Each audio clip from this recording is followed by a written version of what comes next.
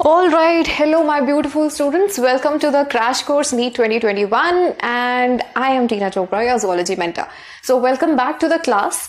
So guys, we have started with human physiology and we have started with fourth chapter, that is excretory products and their elimination. Chapter number 19 and this is lecture 2. So lecture 1 में हमने excretory system के components देखे थे, kidney का structure पढ़ा, nephron का structure understand किया and we also started with the physiology of excretion. Right, I hope that part is very clear to you and you have gone through the NCERT also, क्योंकि पिछला lecture हमारा काफी लेंदी हो गया था and हमने पूरी तरह से एनसीईआरटी नहीं पढ़ी थी. I will try to cover up most of that part today. ठीक है, चलिए कंटिन्यू करते हैं. सो सी फिजियोलॉजी हमने स्टार्ट कर दी है एक्सक्रीशन की एंड उसमें हमने दो स्टेप्स पढ़े. First is urea formation and I hope you are very clear with the fact कि यूरिया फॉर्मेशन किडनी में नहीं होती है. It occurs in your liver. Right, liver के सेल्स हिपैटोसाइट्स, और हमने पूरा एक साइकिल भी किया था. और हिपैटोसाइट्स के अंदर किस जगह ये यूरिया फॉर्मेशन होगी? That is in mitochondria and in cytoplasm. It starts in mitochondria, right, and then it carries on in the cytoplasm. ठीक है, यूरिया फॉर्मेशन साइटोप्लाज्म वाले हिस्से में होती है. चलिए, और सेकेंड, अब वो जो यूरिया बना दिया गया, उस यूरिया को निकालने का काम किसका है? That is done by your kidneys. अब यहां पे एक क्वेश्चन आता है कि सबसे ज्यादा यूरिया कौन सी ब्लड वेसल में होगा? So maximum urea is found in, answer देखने से पहले जरा सोचना. ठीक है, इज फॉर्म नहीं, इट इज फाउंड इन, सोच लेना, थोड़ा सा दिमाग लगाना.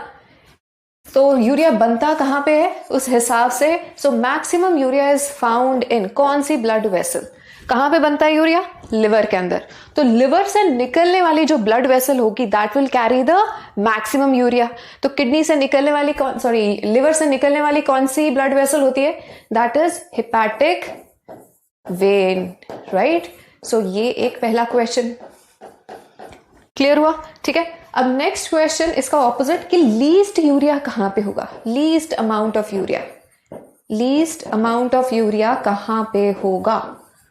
Is found in, don't think कि हिपैटिक आर्टरी में होगा क्योंकि भाई वहां पे यूरिया बना नहीं है. No, think least amount of urea is found in, देखो लिवर के अंदर बना था. ठीक है, और लिवर से निकलने वाला जो ब्लड है now that is carrying the maximum urea. Clear?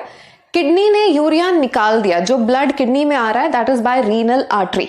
Right, और जो किडनी से ब्लड निकल रहा है that will contain the least amount of urea, क्योंकि किडनी ने वो यूरिया अपने पास रख लिया है, उसको निकालना है मैक्सिमम जितना उसने निकालना. Not all of it, 100% urea नहीं निकाला जाता है, कुछ part of urea is retained in the blood.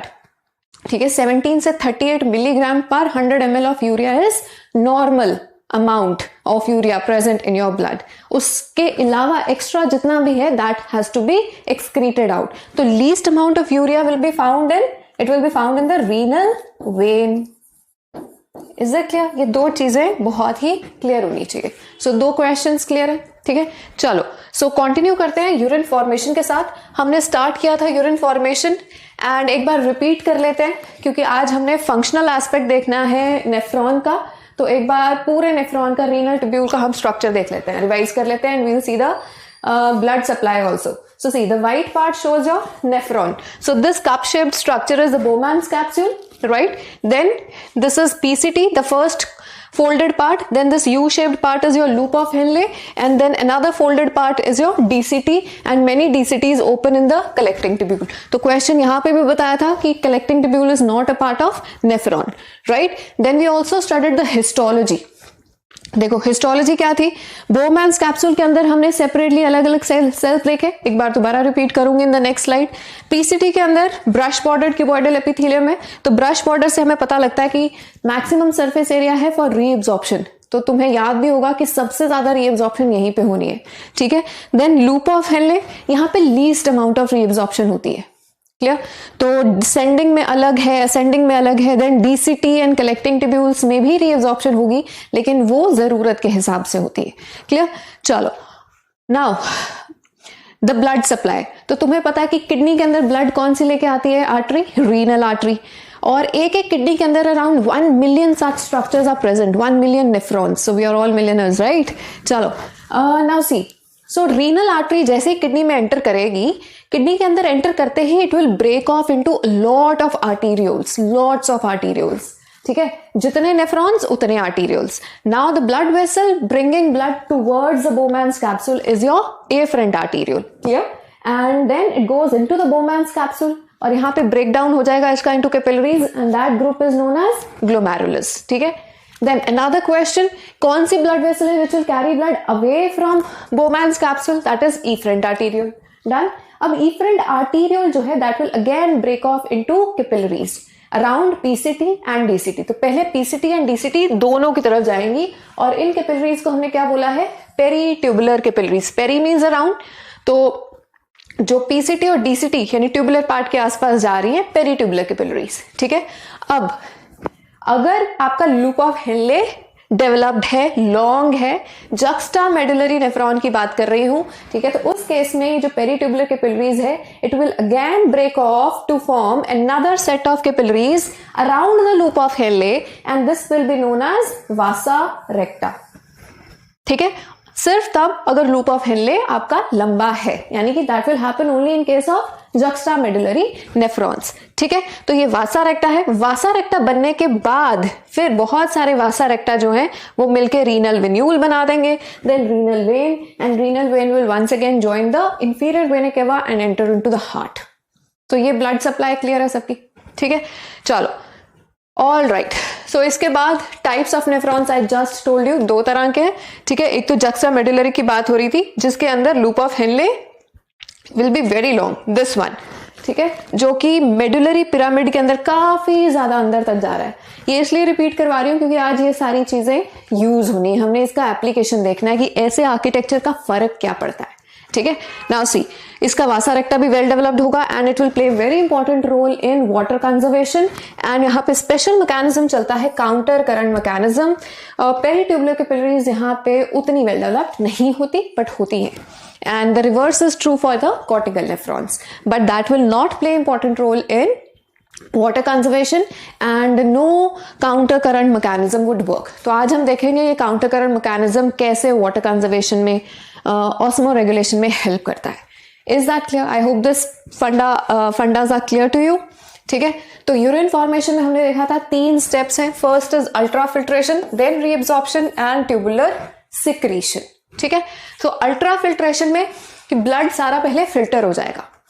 तो आपने एनसीईआरटी अगर पढ़ी है तो उसमें गाइज आपने पढ़ा होगा कि हमारे किडनीज की तरफ 20% of the total blood is directed, यानी कि 5 लीटर ब्लड है तो उसमें से 20% अराउंड 1000, 1100, 1200 तक जो ब्लड ml ब्लड है that is sent towards your kidneys. Per minute की बात कर रहे हैं, ठीक है। ऑल राइट, अब उसमें से ठीक है, हर मिनट कितना फिल्ट्रेट बन रहा है आपका 125 ml आपका ग्लोमेरुलर फिल्ट्रेट बनेगा। इतना क्लियर है? सो नाउ सी, जितना ब्लड आया किडनीज की तरफ से सारा का सारा ब्लड किडनी में से फिल्टर हो रहा है। हर मिनट कितना फिल्ट्रेट बन रहा है 125 ml। क्लियर? नाउ सी, ये जो ब्लड फिल्टर हुआ है इस ब्लड में से हाई प्रेशर के अंडर सारी चीजें फिल्टर आउट हो जानी है, ठीक है ना।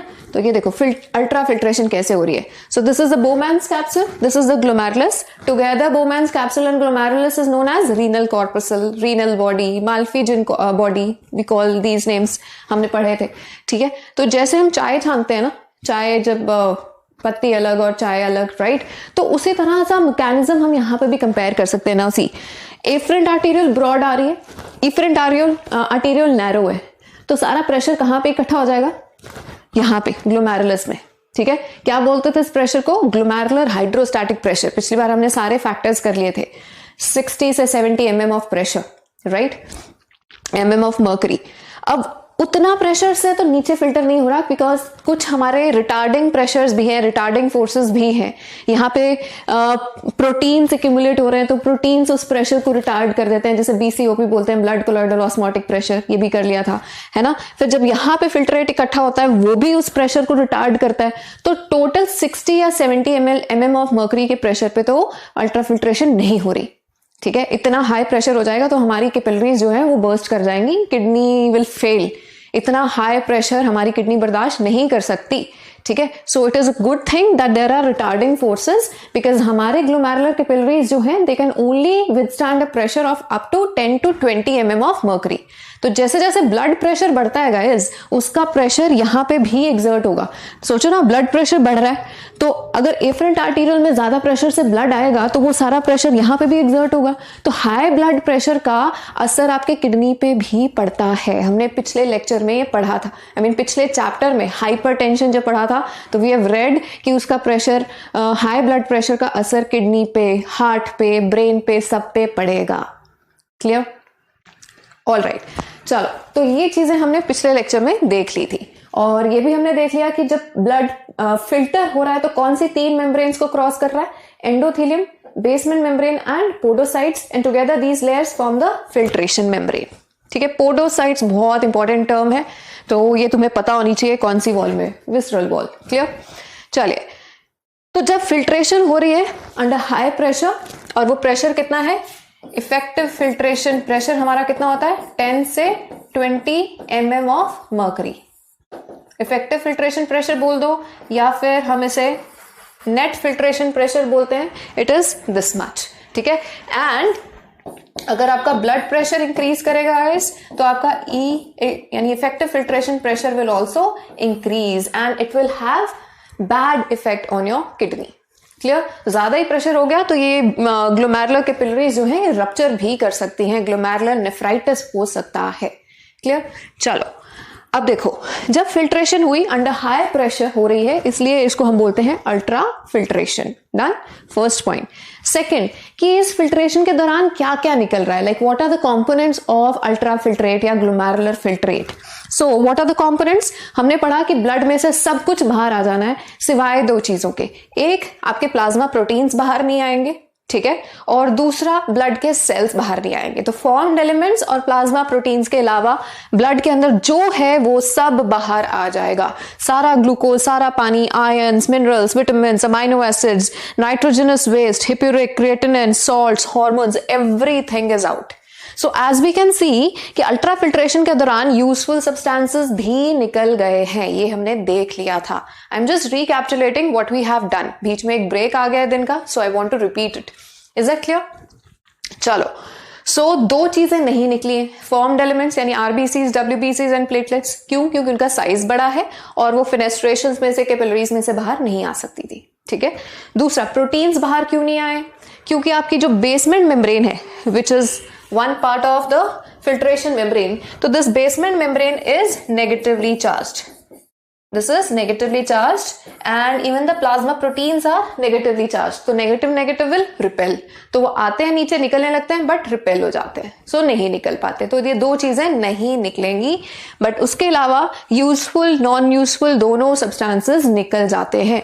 इसलिए हम कहते हैं कि ultra filtration is a non biased process, यानी ये कोई भेदभाव नहीं करता है, नॉन बायस्ड। इसको कोई मतलब नहीं है कौन अच्छा है, कौन यूजफुल है, कौन नॉन यूजफुल है, बस इसने निकाल देना है। जो निकल सकता है under high pressure, everything will be out. तो जो अल्ट्रा फिल्ट्रेट एक दिन के अंदर बनता है गाइस, वो कितना होता है, 180 लीटर पर डे। बहुत ज्यादा, यानी इस हिसाब से तो हम सारा दिन लू में बैठे रहेंगे।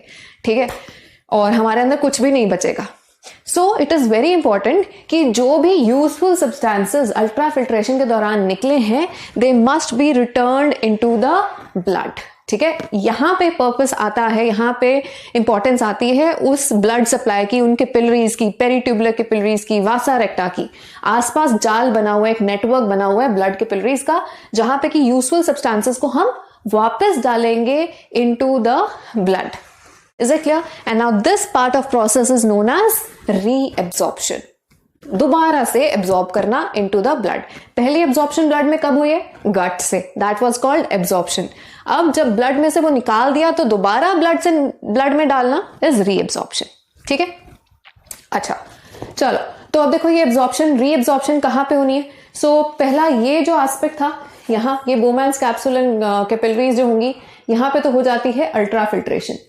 उसके बाद जितना भी पार्ट है, ये PCT, right, then loop of Henle, then this is your DCT, then collecting ducts. इन हर रीजन में अब क्या होनी है? रीएब्जॉर्प्शन होनी है, अलग अलग चीजें अलग अलग पार्ट से रीएब्जॉर्ब होती जाएंगी, ठीक है। मैक्सिमम रीएब्जॉर्प्शन कहां से होती है? आपकी पीसीटी से, मैक्सिमम रीएब्जॉर्प्शन। सो इसलिए हम कहते हैं कि पीसीटी जो है this is a pivotal site. Pivotal means major site है रीएब्जॉर्प्शन की। कितनी रीएब्जॉर्प्शन हो जाती है? अराउंड 60 से 70% जो आपका ग्लोमेरुलर फिल्ट्रेट है वो यहां से रीएब्जॉर्ब हो जाएगा। Is that clear? और हमें पता है कि PCT is specially adapted for it. How is it adapted? It has brush bordered cuboidal epithelium, brush bordered epithelium present होता है to increase the surface area, right. So उस वजह से यहां पे मैक्सिमम रीएब्जॉर्प्शन देखी जाएगी, ठीक है। Another point I told you, उस दिन हमने ऑब्जर्व किया था, ये देखो टिक वाला, सोडियम एंड वाटर जो है गाइस ये हर जगह से रीएब्जॉर्ब हो रहा है। पीसीटी से भी, लूप ऑफ हेनले से भी, एक लिम्ब से वाटर और एक लिम्ब से सोडियम, ठीक है। Then from DCT again sodium and water, and collecting duct में भी सोडियम वाटर। वाटर हर जगह रीएब्जॉर्ब हो रहा है, ठीक है, लेकिन कंडीशंस अलग है। क्लियर? सो अगर मैक्सिमम वाटर या मैक्सिमम सोडियम की भी बात की जाए तो मैक्सिमम वाटर और सोडियम की एब्जॉर्प्शन भी कहां हो रही है? In your PCT. Clear? No doubt loop of Henle will have a special mechanism for more reabsorption of water and sodium, but फिर भी मैक्सिमम रीएब्जॉर्प्शन कहां होती है? पीसीटी के अंदर, ठीक है। और कुछ चीजें तो 100% यहीं पे रीएब्जॉर्ब हो जाएंगी, ग्लूकोज, अमाइनो एसिड्स, ठीक है। तो वी कैन सी हियर बहुत सारा यूरिया, ये भी रीएब्जॉर्ब हो जाएगा to maintain the blood osmolarity. Is that clear? Now see, तो ये ग्लूकोज 100% रीएब्जॉर्ब होना चाहिए। अगर एक 0.1% ऑफ ग्लूकोज भी आपके यूरिन में निकलता है यानी कि गड़बड़ हो रही है, it is a sign of diabetes mellitus, sugar, ठीक है ना, कीटोन बॉडीज, ग्लूकोज। तो ये अगर यूरिन में 0.1 भी है तो उसी हिसाब से उसी लेवल की डायबिटीज शुरू हो चुकी है। Clear?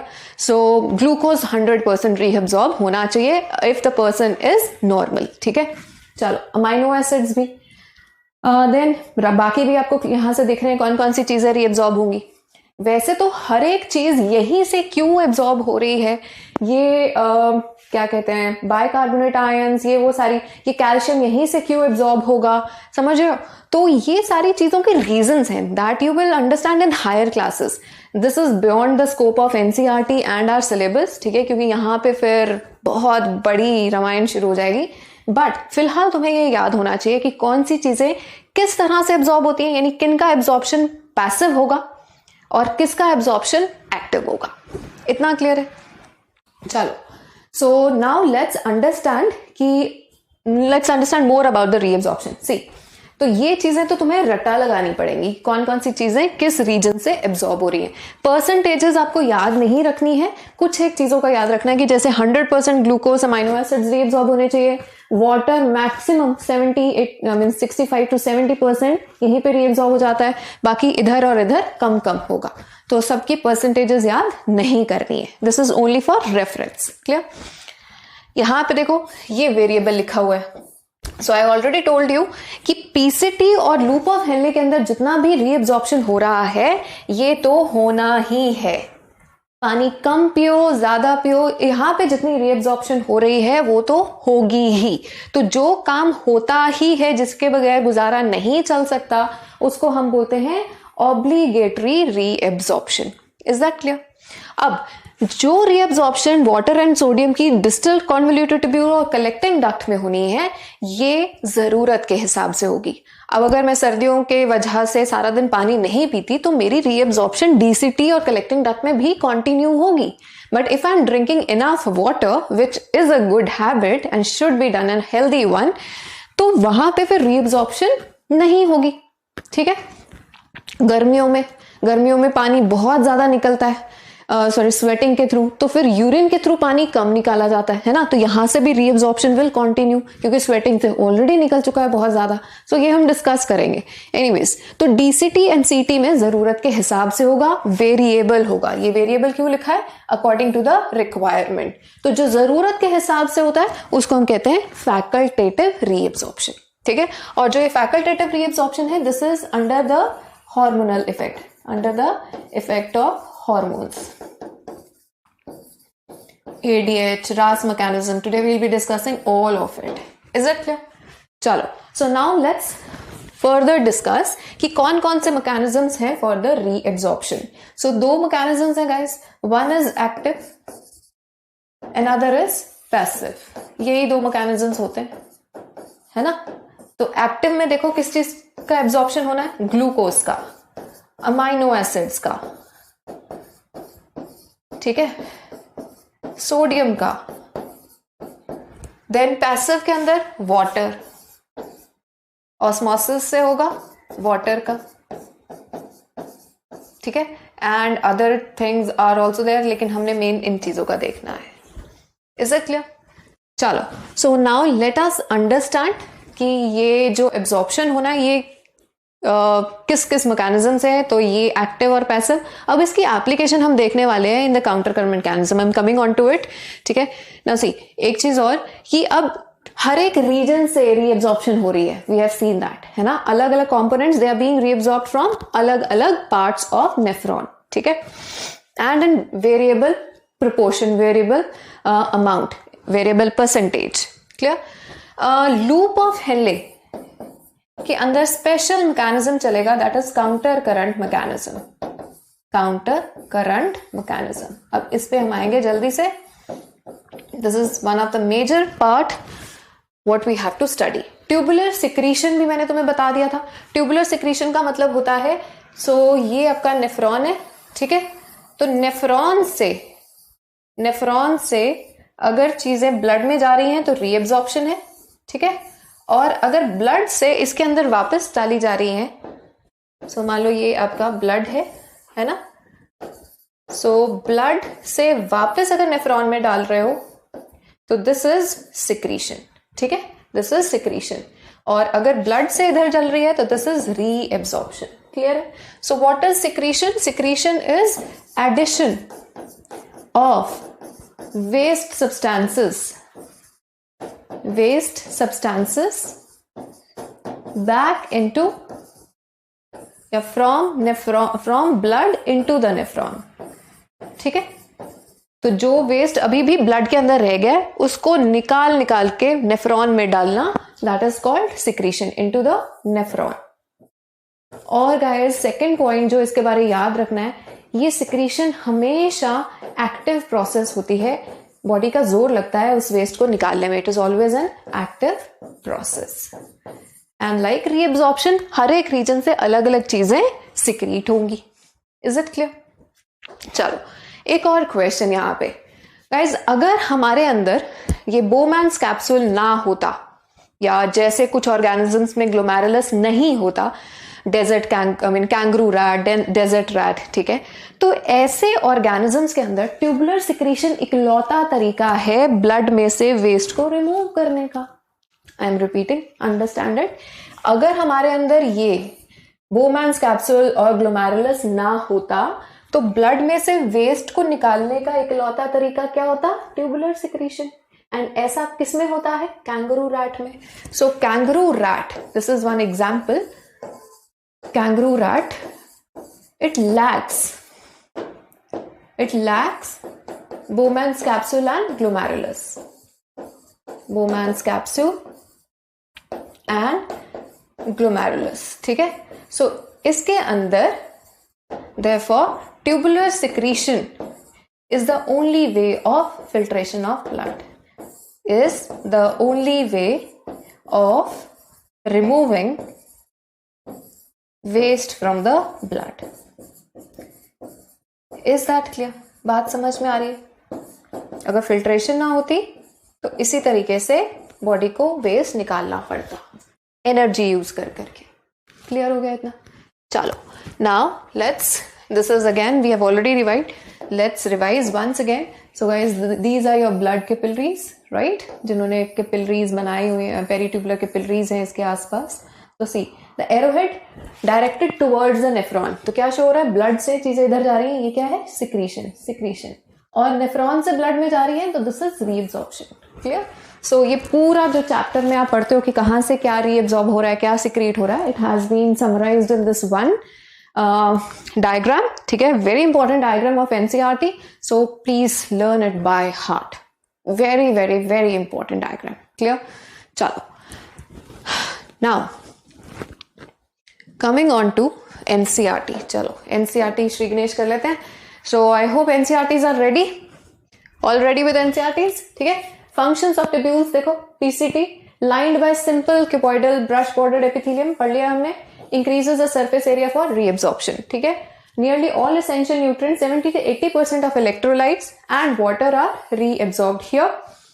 It helps to maintain the pH and ionic balance of the body by selective secretion of, देखो, secretion of H positive ions, ammonium ions and potassium ions. So already हम पिछले diagram में ये देख चुके हैं, ठीक है, secretion ions और यहाँ पे potassium ions भी. तो you can actually add theory और डायग्राम को मैच करके रखा करो, ठीक है, यानी कि डायग्राम्स में कुछ और लर्न कर रहे हैं और थ्योरी में कुछ और है. Let the two things go in tandem, fine. So यहाँ पे हम ऐड कर लेंगे क्योंकि थ्योरी में दे रखा है, ठीक है. Ammonium ions and potassium ions into the filtrate and bye absorption of bicarbonate ions from it. Absorption और भी चीजों की होती है.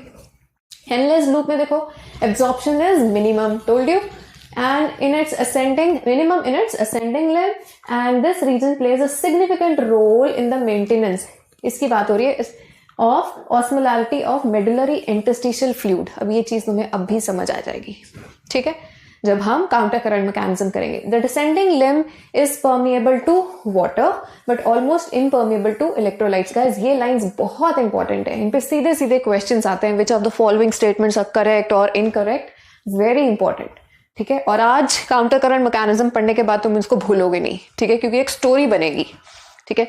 चलो, so filtrate as it moves down, चलो इस पे हम बाद में आएंगे. इम्परमिएबल, असेंडिंग लिम्ब के बारे में बोल रहा है. It is impermeable to water but allows the transport of electrolytes actively और पैसिवली. अभी एक्टिव और पैसिव किस चीज का हो रहा है, that also we have to understand. Concentrated filtrate passes upward and it gets diluted due to the passage of electrolytes to the medullary fluid. ये चीजें तुम्हें अभी इतनी क्लियर नहीं हुई होंगी, but just wait for it, ठीक है. डिस्टल ये समझ में आ जाएगा. देखो, कंडीशनल रीअब्सॉर्प्शन, कंडीशनल को क्या बोलते हैं, फैकल्टेटिव, फैकल्टेटिव जरूरत के हिसाब से, ऑफ सोडियम एंड वाटर, दोनों की जरूरत के हिसाब से होगी in this segment. Capable of reabsorption of bicarbonate ions and selective secretion of H positive and potassium ions and ammonium to maintain the pH and balance in the blood. तो ये तुम डायग्राम से ही लर्न कर लोगे, ठीक है. Now the very important part of the lecture, आज का जो मेन लेक्चर है वो अब यहाँ से शुरू हो रहा है. Mechanism of concentration of urine, ठीक है. और इसके अंदर हमें पढ़ना है काउंटर करंट मैकेनिज्म. क्या पढ़ना है, काउंटर करंट मैकेनिज्म. देखो, काउंटर करंट मैकेनिज्म, पहली चीज कि काउंटर करंट मैकेनिज्म चलता कहां पे, जो तुम्हें ऑलरेडी बता चुकी हूं. ये चलेगा loop of Henle and vasa रेक्टा में, और ये दोनों ही चीजें वेल डेवलप्ड कहां पे होती हैं, in the juxta medullary nephrons. Juxta medullary nephrons, is that clear. इसका मतलब कॉर्टिकल के अंदर ये नहीं चलेगा, तो ये जो 15-20% नेफ्रॉन्स हैं उन्हीं के अंदर ये मैकेनिज्म चलना है, क्लियर. दूसरा पॉइंट, मतलब समझो पहले काउंटर करंट का. काउंटर का मतलब होता है ऑपोजिट, करंट का मतलब होता है फ्लो, ठीक है. काउंटर करंट, जैसे काउंटर क्वेश्चन करना, आप मुझसे सवाल पूछ रहे हो, मैं आपको सवाल पूछ रही हूँ, काउंटर क्वेश्चनिंग है ना, जो मम्मी पापा के साथ तो अक्सर करते रहते हैं कि उन्होंने सवाल पूछ कैसे लिया, हम आगे से कि आपने भी तो किया था, आपने वो तब कहा था, so that is counter questioning, clear. Now coming back to the science, counter current, current का मतलब होता है फ्लो, चाहे वो इलेक्ट्रिक करंट हो, वाटर करंट हो, एयर करंट हो. तो मूविंग एयर को हम एयर करंट बोलते हैं, ठीक है, विंड या नॉर्मली. देन मूविंग वाटर को वाटर करंट बोलेंगे. पॉन्ड में जहां पानी खड़ा है, that is not a current, water current, clear. So there has to be movement, clear. Current electricity तब बोलते हो जब इलेक्ट्रॉन्स फ्लो करते हैं, right. So current means something is in motion, it is flowing. Counter means opposite, तो दोनों को combine करेंगे, यानी फ्लो जो है ऑपोजिट डायरेक्शन में है, क्लियर. कहां पे, एलओएच में और वासा रेक्टा में, clear. word meanings are clear. Now let's get on to the real stuff. So this is that diagram जो तुम्हें देखने में तो ठीक ठाक लगता है और इजी लगता है कि 300 से 400 1200 तक गए, फिर उल्टा चले गए, फिर इसमें भी इधर से इधर इधर से इधर, लेकिन समझ हमें नहीं आता. सो आज हम समझेंगे बहुत तसल्ली से, ठीक है, because this is one tricky part of the chapter. Otherwise तो बाकी सारी चीजें हमें इजी लगती हैं. ठीक है, चलो नाउ अंडरस्टैंड. सांस ले लो, ठीक है, सब चीजें भूल जाओ अगर तुम्हारा भी फोकस इधर उधर गया था. So let's bring it here because we need whole attention for it. Now see, so we well understand what does counter current mean. ठीक है, Bowman's capsule glomerulus क्या होगा, अल्ट्राफिल्ट्रेशन, रीअब्जॉर्प्शन हो रही. और कुछ चीजें रिवाइज कर लेते हैं. देखो हमने कहा था कि जब ब्लड यहाँ पे आता है Bowman's कैप्सूल में, तो यहाँ पे फिल्ट्रेशन कितनी हुई है, फिल्ट्रेशन के बाद सॉरी ऑस्मोलैरिटी कितनी है, 300. ठीक है, 300 क्यों है, पानी भी निकला है, बहुत सारे सॉल्यूट्स निकल गए हैं, तो ग्लोमेरुलर फिल्ट्रेट की ऑस्मोलैरिटी कितनी है, 300. पीसीटी में भी जब फिल्ट्रेशन हुई तो ऑस्मोलैरिटी कितनी हो रही है, इट इज मेंटेन्ड 300. ठीक है, सो 300 हमारी बॉडी फ्लूइड्स की नॉर्मल ऑस्मोलैरिटी होती है. तो हम कहते हैं कि जो पीसीटी है इट मेक्स और it keeps the osmolarity of filtrate isotonic to the blood और टू द बॉडी फ्लूइड्स. 300 ही इसकी है फिल्ट्रेट की, 300 ही आसपास के ब्लड की है, तो दोनों की कॉन्सेंट्रेशन सेम है, तो they are isotonic to each other. Point clear. इस पे क्वेश्चन आता है, ठीक है, कि आइसोटोनिक है, हाइपरटोनिक है, हाइपोटोनिक है. अगर डाउट है इस टर्म में तो मैं क्विकली बता देती हूँ. आइसोटोनिक मीन्स दोनों में same concentration, hyper means more concentration, hypo means less concentration. ठीक है, चलो. और गाइज ये टर्म्स ना हमेशा रिलेटिव होती है. ठीक है, कुछ भी ईस्ट वेस्ट नहीं होता, कुछ भी ऊपर नीचे नहीं होता, ये हमेशा रिलेटिव टर्म्स होती हैं. ऐसे ही कॉन्सेंट्रेटेड है, लेस कॉन्सेंट्रेटेड है, more concentrated, it is always a comparative term. यानी इसका कंपैरिजन किसके साथ करना है, तुमने ब्लड के साथ करना है, बॉडी फ्लूइड्स के साथ करना है. और नॉर्मल ऑस्मोलैरिटी ब्लड या बॉडी फ्लूइड की कितनी है, 300 milli osmol per litre. Clear, all right. So PCT के बाद ऑस्मोलैरिटी कितनी आई है, 300. तो जब फिल्ट्रेट आपका यहाँ एंटर करता है लूप ऑफ हेनले के अंदर, तब उसकी ऑस्मोलैरिटी कितनी है, 300. फिल्ट्रेट देखो नीचे जा रहा है, ठीक है, तो इसीलिए हमने इस लिम्ब को क्या बोला था, डिसेंडिंग लिम्ब. यहाँ फिल्ट्रेट ऊपर जा रहा है, तो इस पार्ट को क्या कहते हैं, ascending limb of loop of Henley. ठीक है, अब तुम्हें पता है कि इसके आसपास नेटवर्क ऑफ कैपिलरीज होता है, जिसको क्या कहा गया है, वासा रेक्टा. सो ये इन्होंने वासा रेक्टा अलग से ड्रॉ कर दिया. समझ हमें इसलिए नहीं आता. ठीक है, सो एनसीईआरटी ना गाइस अच्छी खासी डिफिकल्ट बुक है, पतली सी बुक है, हर तार छेड़ देता है लेकिन समझाता नहीं है ढंग से.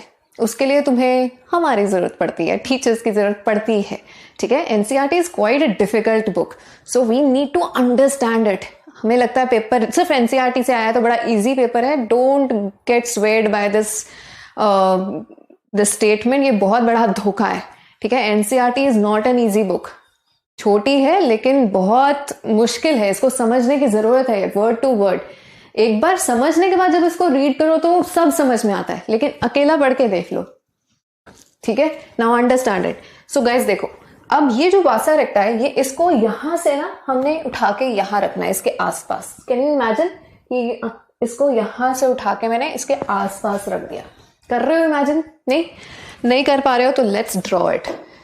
चलो, so we'll start with your loop of Henle. So this is loop of Henle. ठीक है, this is loop of Henle. Fine. यहाँ पे फिल्ट्रेट नीचे जा रहा है, तो इसको क्या कहेंगे, descending loop of Henley, descending limb of loop of Henley. यहाँ फिल्ट्रेट ऊपर जा रहा है, तो ये क्या होगी, ये होगी ascending limb of loop of Henle. Clear, all right. अब इसके आसपास क्या है, ब्लड कैपिलरीज है. Now let's make the blood capillaries. So ये देखो, ये ब्लड कैपिलरीज है, तो ये इसके आसपास यू शेप में ब्लड कैपिलरीज है. ठीक है, अब ब्लड इसके आसपास, इधर से ब्लड आ रहा है नीचे, ये ब्लड फ्लो इज इंपॉर्टेंट, याद है डीसीटी की तरफ होने के बाद वो लूप ऑफ हेले की तरफ आया था, तो इसलिए ब्लड इसका नीचे जा रहा है, तो this is known as descending vasa recta and this one is known as, यहाँ ब्लड ऊपर जाएगा तो this one will be known as ascending vasa recta. Is that clear? ठीक है, अब बीच में देखो खाली स्पेस बिल्कुल नहीं है, there is interstitial fluid in between. यहाँ पे क्या है? Interstitial fluid, interstitial fluid. तो ये सारा इंटरस्टिशियल फ्लूइड है, this is all interstitial fluid. यहाँ पे भी सारा इंटरस्टिशियल फ्लूइड। तो बेसिकली इन दोनों लिम्स के बीच में जब भी कम्युनिकेशन होना है, एक्सचेंज होना है, तो किसके थ्रू होना है? इंटरस्टिशियल फ्लूइड के through. So there is all interstitial fluid in here. Is it clear? चलो, ऑल राइट, नाउ लिसन। अब काउंटर करंट देखते हैं सबसे पहले। देखो काउंटर करंट, पहले तो हम लूप ऑफ हेनले के अंदर देखें काउंटर फ्लो, ठीक है, ऑपोजिट फ्लो कहाँ कहाँ चल रहा है। देखो it works at 3 different levels. Number 1, descending limb में फिल्ट्रेट नीचे जा रहा है, यहाँ पे फिल्ट्रेट नीचे जा रहा है, यहाँ फिल्ट्रेट ऊपर जा रहा है, काउंटर करंट हो गया, ऑपोजिट फ्लो हो गया फिल्ट्रेट का, डिसेंडिंग में डाउनवर्ड्स, असेंडिंग में upwards. First level of first 3 ways. So first way in which counter current is working is between the 2 limbs of loop of Henle. अब वासा रेक्टा को compare करो, इस लिम्ब में ब्लड नीचे जा रहा है, इस लिम्ब में ब्लड ऊपर जा रहा है, तो between the 2 limbs of vasa recta also counter current is working. Now comparing the 2 adjacent limbs, one of loop of Henle, another of vasa recta. यहाँ फिल्ट्रेट नीचे जा रहा है, यहाँ ब्लड ऊपर जा रहा है, काउंटर करंट हो गया। इसी तरह से यहाँ फिल्ट्रेट ऊपर जा रहा है, यहाँ ब्लड नीचे जा रहा है, काउंटर करंट हो गया। ठीक है, so counter current works at 3 different levels between the 2 limbs of loop of Henle, 2 limbs of vasa recta, and between the adjacent limbs of loop of Henle and vasa recta is a counter current. Clear है? Okay, अब ये फंडा clear है। ठीक है, now coming back to interstitial fluid. So guys, interstitial fluid का बड़ा important significance है। देखो अब ये इंटरस्टिशियल फ्लूइड है कहाँ पे? इंटरस्टिशियल फ्लूइड प्रेजेंट है, देखो ये हमारी मेडुलरी पिरामिड थी, तो हमने देखा था कि जक्स्टा मेडुलरी के अंदर क्या होता है, ये पीसीटी, ये डीसीटी है ना, ये बोमैन्स कैप्सूल। तो loop of Henle is deep with in it, ये है लूप ऑफ हेनले। तो इसके आसपास जितनी स्पेस है, this is all interstitial fluid. Clear? Now interstitial fluid के अंदर ना गाइस ऐसा होता है, दिस इज कॉर्टेक्स, ये बाहर आपका कॉर्टेक्स है, ठीक है, ये मेडुला है। तो जैसे जैसे तुम मेडुला के अंदर जाते हो ना, I am going to rub this off, this is for understanding only. तो जैसे जैसे तुम मेडुला के अंदर जाते हो, यानी इसके अंदर जा रहे हो, तो मेडुलरी पिरामिड के अंदर ना concentration goes on increasing in the interstitial fluid, osmolarity goes on increasing, यानी कि ये सारा कुछ कहाँ पे हो रहा है? मेडुला के अंदर, पिरामिड के अंदर। ये सारा मैं दिखा रही हूँ, this is what we are studying. ठीक है, ये सारा पोर्शन मैंने यहाँ बड़ा करके ड्रॉ किया है। क्लियर? तो इसके अंदर सारी जो ऑस्मोलैरिटी है ना, ये इंटरस्टिशियल फ्लूइड है, all white is interstitial fluid यहाँ पे। सो इंटरस्टिशियल फ्लूइड की ऑस्मोलैरिटी गोज ऑन इंक्रीजिंग, यहाँ 300 से स्टार्ट होता है, and as you go deeper it goes on increasing, up to 1200। Maximum कितनी जाती है? 1200। ठीक है, अब ये ऑस्मोलैरिटी कैसे जनरेट होती है? Let's understand. ये ऑस्मोलैरिटी जनरेट होती है गाइस सोडियम आयंस की वजह से और यूरिया की वजह से। ठीक है, पहले हम सोडियम की बात करेंगे, यूरिया को भी भूल जाओ। तो ये ऑस्मोलैरिटी किसकी वजह से है? This is all because of sodium ions. Clear? Now सी, ये सारा रब कर रहे हैं, ठीक है, because I need space for this all. चलो चला जा। ऑल राइट, अब देखो, अब पहले इनका नेचर भी समझ लो। अभी हमने लूप ऑफ हेनले के अंदर पढ़ा था कि जो आपका डिसेंडिंग लूप ऑफ हेनले है, this is permeable to water. ठीक है, तो इसमें से गाइस बाहर क्या आ सकता है? वाटर बाहर आ सकता है, इसमें से वाटर बाहर आएगा। ठीक है, तो ये लाइन थी, क्यों आएगा वो भी हम देखेंगे, बट इसमें से वाटर बाहर आएगा। ठीक है, और जो आपकी असेंडिंग लूप ऑफ हेनले है, this is permeable to this is only permeable to sodium ions, ठीक है, इसमें से सिर्फ सोडियम आयंस बाहर आ सकते हैं। एंड यहाँ पे गए इसकी वॉल्स में सोडियम पोटेशियम पंप चलते हैं, सोडियम पोटेशियम पंप। तो सोडियम पोटेशियम पंप कैसे होता है? सोडियम बाहर और पोटेशियम अंदर, ऐसा ही है ना, ठीक है। नाउ द पॉइंट इज कि towards the lower level of ascending loop of Henley, नीचे की तरफ ये सोडियम पोटेशियम पंप की कॉन्सेंट्रेशन ज्यादा होती है, इस वजह से यहाँ पे सोडियम ज्यादा निकलता है। तो नीचे की तरफ सोडियम की कॉन्सेंट्रेशन ज्यादा होने की वजह से इसकी ऑस्मोलैरिटी नीचे अंदर की तरफ क्या है? ज्यादा है। क्लियर? ऊपर कम सोडियम निकलेगा, नीचे की तरफ सोडियम ज्यादा निकलता है। तो यहाँ deep within the interstitial fluid और in the medullary pyramid concentration या ऑस्मोलैरिटी इज हायर। तो जैसे जैसे तुम नीचे जा रहे हो उसकी ऑस्मोलैरिटी बढ़ती जा रही है, क्योंकि जैसे जैसे इसकी वॉल नीचे की तरफ है सोडियम पोटेशियम पंप्स ज्यादा प्रेजेंट होते हैं, तो वो ज्यादा सोडियम निकालते हैं। तो ऑब्वियसली जो इंटरस्टिशियल फ्लूइड है वहां पे नीचे की तरफ सोडियम की कॉन्सेंट्रेशन ज्यादा होगी। Is that clear? Now simple सी बात, अब सोडियम बाहर निकलेगा, यही हमने पढ़ा था कि ascending limb of loop of Henle is permeable to electrolytes, और कौन से? सोडियम, ठीक है। पोटेशियम अंदर जाएगा, सोडियम बाहर निकलेगा। क्लियर? कहां पे निकल रहा है? इंटरस्टिशियल फ्लूइड में निकल रहा है ना। इंटरस्टिशियल फ्लूइड में सोडियम निकलता जा रहा है, सोडियम निकलता जा रहा है, ठीक है।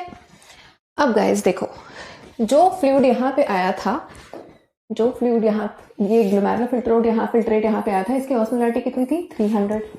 पीसीटी ने उसको क्या बना दिया था? Isotonic, right. तो पीसीटी से जब नीचे लूप ऑफ हेनले में एंटर करता है तो उसकी ऑस्मोलैरिटी कितनी है? 300। This much is clear. अब जब वहां से पानी निकलेगा, पानी निकलता जाएगा, तो फ्लूइड की ऑस्मोलैरिटी, उसके कॉन्सेंट्रेशन का क्या होगा? Concentration will go on increasing. नमक है, पानी है, तुम उस सॉल्यूशन में से, उस फिल्ट्रेट में से पानी निकालते जा रहे हो, तो उसकी कॉन्सेंट्रेशन क्या होगी? बढ़ती जाएगी, है ना। तो 300 पानी निकलता जा रहा है, तो इसकी concentration is increasing, 600, 900 and maximum कितनी पहुंच जाएगी? 1200, ठीक है। अब यहाँ सेंटर में आने के बाद यहाँ से वॉल्स की परमेबिलिटी हैज चेंज्ड। अब यहाँ से पानी निकलना बंद हो जाएगा और यहाँ पे sodium potassium pump will start working, ठीक है। तो यहाँ से अब सोडियम निकलेगा, मैक्सिमम ऑस्मोलैरिटी कितनी हो गई? 1200। अब यहाँ से सोडियम निकलेगा, सोडियम निकालोगे तो again concentration will start decreasing, तो उसकी कॉन्सेंट्रेशन डिक्रीज होके कितनी पहुंचनी शुरू हो जाएगी? 900। Again see decreasing decreasing decreasing and it can decrease up to 200 or even 100. I know NCERT में 300 लिखा हुआ है, but it becomes 200 तक। Is that clear? ठीक है, डोंट वरी, एनसीईआरटी आपको ऐसा क्वेश्चन नहीं पूछेगी कि 200 है या 300 है, वो क्या पूछेगी आई विल टेल यू, और वो यहाँ से बिल्कुल क्लैरिफाई होगा, ठीक है। नाउ सी, सो इतना क्लियर हुआ। सो सी, डिसेंडिंग में से पानी निकल रहा है तो ऑस्मोलैरिटी इंक्रीज हो रही है, मैक्सिमम 1200 तक जाएगी। यहाँ असेंडिंग से सोडियम निकल रहा है तो अगेन वो डाइल्यूट हो रहा है, तो कॉन्सेंट्रेशन इज डिक्रीजिंग। क्लियर? अब यहां से हम कुछ कंक्लूजन साथ साथ निकालते जाएंगे। तो पॉइंट नंबर 1, हमारा डिसेंडिंग लूप ऑफ हेनले जो है, डिसेंडिंग लूप ऑफ हेनले ये क्या कर रहा है? ये हमारे फिल्ट्रेट को कॉन्सेंट्रेट कर रहा है, so it is known as the concentrating limb. Concentrating limb, can we say that? है ना, कॉन्सेंट्रेशन इंक्रीज कर रहा है तो it is concentrating limb. So जो हमारा फिल्ट्रेट है वो इस फ्लूइड में आके क्या हो रहा है? 300 के कंपैरिजन में, नॉर्मल ऑस्मोलैरिटी के कंपैरिजन में क्या हो रहा है? हाइपरटोनिक हो रहा है। सो इट बिकम, तो filtrate becomes hypertonic, right, therefore filtrate becomes hypertonic. This is first observation. Clear?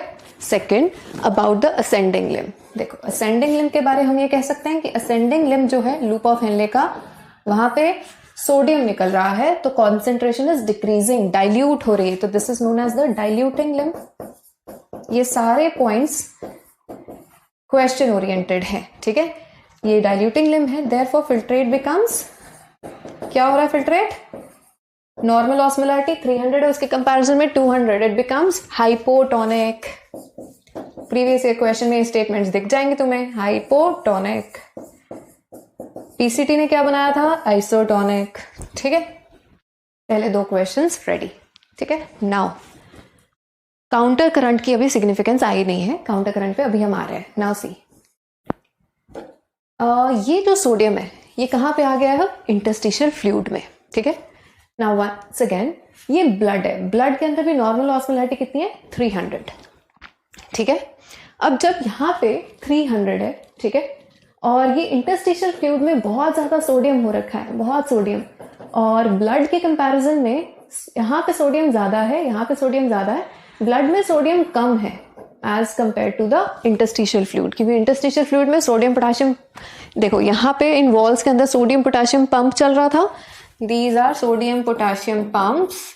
ठीक है, जो एक्टिवली सोडियम का रिमूवल कर रहे हैं। पंप है तो एटीपी यूज करेगा। ठीक है, एटीपी यूज कर करके उसने जबरदस्ती सारा सोडियम निकाल के इंटरस्टिशियल फ्लूइड में डाल दिया। क्लियर? अब यहाँ पे सोडियम की कॉन्सेंट्रेशन बहुत हाई हो गई है, ब्लड में उतनी है नहीं, तो क्या होगा, तो सोडियम इंटरस्टिशियल फ्लूइड से कहां जाना शुरू हो जाएगा, into the blood. Now sodium is being taken into the blood by passive absorption, diffusion से। समझ आइए? तो no doubt proteins are present, तो फैसिलिटेटेड डिफ्यूजन होती है, बट फैसिलिटेटेड डिफ्यूजन भी क्या है, पैसिव एब्जॉर्प्शन है, एटीपी का इस्तेमाल नहीं होगा। तो यहां से गाइस सोडियम इंटरस्टिशियल फ्लूइड से जो सोडियम है it starts moving into the blood. ये कहां जाएगा, इनटू द ब्लड, क्योंकि ब्लड में उतना सोडियम है नहीं। ठीक है, नॉर्मल ऑस्मोलैरिटी वाला ब्लड आ रहा था। तो अब जब ब्लड के अंदर सोडियम डालना शुरू कर दोगे तो ब्लड की कॉन्सेंट्रेशन विल स्टार्ट इंक्रीज, और मैक्सिमम कितनी इंक्रीज करती है, 1200। Is that clear? अब जब ब्लड की कॉन्सेंट्रेशन इंक्रीज हो गई है तो देखो आसपास क्या है, इंटरस्टिशियल फ्लूइड। इंटरस्टिशियल फ्लूइड में यहाँ पे क्या हो रखा है, बहुत सारा पानी इकट्ठा हो रखा है, यहाँ पे बहुत सारा पानी है, क्योंकि यहाँ पे वाटर के लिए परमेबिलिटी ज्यादा थी, है ना, तो ये सारा पानी पानी पानी निकल चुका है। तो अब जब ब्लड के अंदर इतना नमक आ रहा है, तुम जब बहुत ज्यादा नमक वाली चीज खा लेते हो तो तुम्हें बहुत प्यास लगती है ना, तो ऐसे ही अब ब्लड ने बहुत ज्यादा नमक एब्जॉर्ब कर लिया है, सोडियम एब्जॉर्ब कर लिया है, तो जैसे ही उसकी वॉल्स की परमेबिलिटी चेंज होती है, अब यहां से वो वाटर एब्जॉर्ब करना शुरू कर देगा। तो इंटरस्टिशियल फ्लूइड से वाटर कहां जाना शुरू हो जाता है, ब्लड के अंदर। ठीक है, इंटरस्टिशियल फ्लूइड से ब्लड के अंदर वाटर जा रहा है। तो जब इंटरस्टिशियल फ्लूइड से वाटर ब्लड के अंदर जाएगा तो इंटरस्टिशियल फ्लूइड पानी कहां से खींचेगा, इस फिल्ट्रेट से। तो इसलिए यहां से पानी निकला था। वंस अगेन देखो, यहां से ब्लड के अंदर सोडियम ऐड हो रहा है, कैसे हो रहा है, पैसिवली। सोडियम का एब्जॉर्प्शन यहां पे कैसे हो रहा है, पैसिव एब्जॉर्प्शन हो रहा है सोडियम का from ascending loop of Henley into descending vasa recta. ठीक है, क्यों, क्योंकि यहां पे सोडियम बहुत ज्यादा है, यहां पे सोडियम कम है, तो वो बाय फैसिलिटेटेड डिफ्यूजन इसके अंदर ऐड हो रहा है, पैसिव। तो यहां से सोडियम निकला था एक्टिवली, क्योंकि पंप प्रेजेंट था, लेकिन यहां से अंदर कैसे जाएगा, passively. I know this is not given but this is important. ठीक है, अब देखो यहां सोडियम ऐड हो गया, अब जब नमक के ब्लड के अंदर बहुत ज्यादा सोडियम आ रहा है तो वो ऑब्वियसली कॉन्सेंट्रेशन ज्यादा हो गई है, तो वॉल्स जैसे ही अलाउ करती हैं वो पानी खींचना शुरू कर देता है। अब जब तुम इस ब्लड के अंदर पानी डालना शुरू कर दोगे तो once again the osmolarity will start decreasing, dilute होना शुरू हो जाएगा पानी के ऐड होने से। सो 400 और कितना हो जाएगा, 300 तक। क्लियर? अब इंटरस्टिशियल फ्लूइड से पानी खींचोगे तो इंटरस्टिशियल फ्लूइड कहां से खींचेगा, डिसेंडिंग लूप से। तो यहां से पानी क्यों निकला था, क्योंकि इंटरस्टिशियल फ्लूइड से पानी कौन खींच रहा है, आपका असेंडिंग लूप ऑफ हेनले, क्योंकि यहाँ पे बहुत ज्यादा नमक ही नमक प्रेजेंट है। तो सोडियम ज्यादा होने की वजह से अब वो वाटर को खींच रहा है। वाटर हमेशा कॉन्सेंट्रेशन के ग्रेडियंट के अलॉन्ग मूव करेगा, है ना। तो वाटर के लिए कभी भी एनर्जी नहीं लगाई जाती है, वो ऑस्मोसिस करता है। यहाँ नमक ज्यादा आ गया तो वो इधर मूव कर गया, है ना। तो यहाँ पे क्यों मूव किया, यहाँ पे भी नमक ज्यादा है। Is that clear? सो इसलिए वाटर यहां से निकलता है। तो इज दिस क्लियर? ठीक है, वंस अगेन वील रिपीट। देखो डिसेंडिंग में ऑस्मोलैरिटी कितनी आई, 300। डिसेंडिंग में से पानी क्यों निकला है, क्योंकि इंटरस्टिशियल फ्लूइड में बहुत नमक है, और इंटरस्टिशियल फ्लूइड में नमक का मतलब यहां से सोडियम निकला। ठीक है, सो सी यहां से वाटर निकल रहा है, और इसकी osmolarity goes on increasing, concentrating limb. ठीक, यहाँ जैसे ही ऊपर आया यहाँ की walls become permeable to sodium because of sodium potassium pump, तो सोडियम निकलने की वजह से इसकी osmolarity goes on decreasing, hypotonic हो रहा है। फाइन, अब ये सोडियम कहाँ जा रहा है? इंटरस्टिशियल फ्लूइड में। नीचे वाली साइड पे पंप ज्यादा है तो इसलिए हम इसको बोलते हैं जस्ट अ सेकेंड, इसलिए हम इसको बोलते हैं, यस प्लीज, ओके, सो इसलिए हम कहते हैं कि नीचे वाली इनर साइड पे मेडुला के कॉन्सेंट्रेशन ज्यादा रहती है। Is that clear guys? Concentration decrease हो गई। अब ये जो सारा सोडियम निकला है कहाँ पे है? इंटरस्टिशियल फ्लूइड में। इंटरस्टिशियल फ्लूइड के साथ यहाँ पे क्या प्रेजेंट है? Descending vasa रेक्टा। वासा रेक्टा में सोडियम कम है तो वो sodium along the concentration gradient यानी पैसिवली कहाँ मूव कर जाएगा? From the interstitial fluid into the descending vasa रेक्टा, facilitated diffusion से। ठीक है, तो यहां से निकला था एक्टिवली लेकिन ब्लड में जा रहा है पैसिवली। क्लियर? अब ये जो सोडियम इसके अंदर आ रहा है तो ब्लड के अंदर सोडियम ऐड करने से उसकी कॉन्सेंट्रेशन इज इंक्रीजिंग। अब जब ब्लड में बहुत सोडियम आएगा तो अब वो ब्लड पानी भी खींचेगा। कहाँ से? इंटरस्टिशियल फ्लूइड से। और इंटरस्टिशियल फ्लूइड कहाँ से खींचेगा फिर? डिसेंडिंग से। तो पानी इधर जाता है, इसीलिए आज क्या हो रहा है? हाँ, पानी इधर जाता है इसीलिए डिसेंडिंग से पानी निकलता है। क्लियर हो गया? ठीक है, सो इस तरह से गाइस चलता है काउंटर करंट मैकेनिज्म। अब देखो इसका फायदा क्या हुआ? फायदा ये हुआ कि जब ये लूप होने से फायदा क्या हुआ है? See this architecture is playing very important role. अगर ये सीधा होता तो काउंटर करंट मैकेनिज्म नहीं चलना था। अब क्योंकि ये यू शेप है तो डिसेंडिंग में पानी निकल गया, ठीक है, असेंडिंग में सोडियम निकल गया, तो ब्लड जो आ रहा था वो यहां से जाते हुए सोडियम लेके गया है।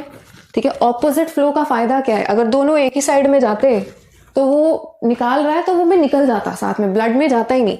तो देखो हुआ क्या, इसने जाते जाते फिल्ट्रेट में जाते जाते सोडियम निकाला तो ब्लड जाते जाते सोडियम को वापस ले गया, है ना। तो यहां से उसने वाटर निकाला तो ब्लड साथ साथ वाटर भी ले गया। तो ब्लड के तो दोनों फायदे हो गए। इधर से उसने सोडियम पिक कर लिया, इधर से उसने वाटर पिक कर लिया, तो हो गई कॉन्सेंट्रेशन, मेंटेन कर लिया उसने सोडियम और वाटर का level. Is this clear? So this is how counter current is helping. अब आपने एक टर्म पढ़ी होगी, counter current exchange mechanism, right. तो काउंटर करंट एक्सचेंज का मतलब क्या है कि एक्सचेंज हो रहा है इसका। असेंडिंग में उसने एक्सचेंज किया है सोडियम के साथ, और डिसेंडिंग लिम्ब ने क्या एक्सचेंज किया है? वाटर एक्सचेंज किया है इसके साथ। Is that clear? So this is counter current exchange mechanism. Clear है?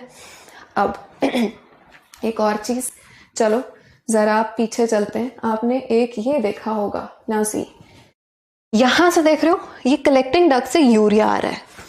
See here, so this is urea collecting duct से, दिस इज कलेक्टिंग डक्ट।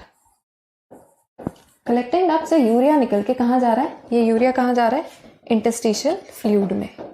तो इंटरस्टिशियल फ्लूइड में जो 1200 ऑस्मोलैरिटी हमने पढ़ी है, ये देखो जो इंटरस्टिशियल फ्लूइड में हमने 1200 ऑस्मोलैरिटी पढ़ी है, इस 1200 ऑस्मोलैरिटी का रिस्पॉन्सिबल क्यों कौन है?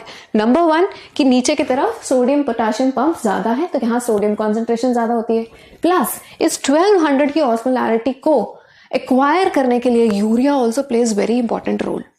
तो यूरिया कलेक्टिंग डक्ट से निकल के कहाँ जाता है? इंटरस्टिशियल फ्लूइड में। तो इंटरस्टिशियल फ्लूइड में जो इतनी हाई ऑस्मोलैरिटी है towards the lower end of medulla, उसके लिए दो चीजें रिस्पॉन्सिबल होती हैं, एक तो सोडियम, ठीक है, और दूसरा urea. Urea also contributes in increasing the osmolarity towards the inner side of medulla, towards the inner or deeper side of interstitial fluid.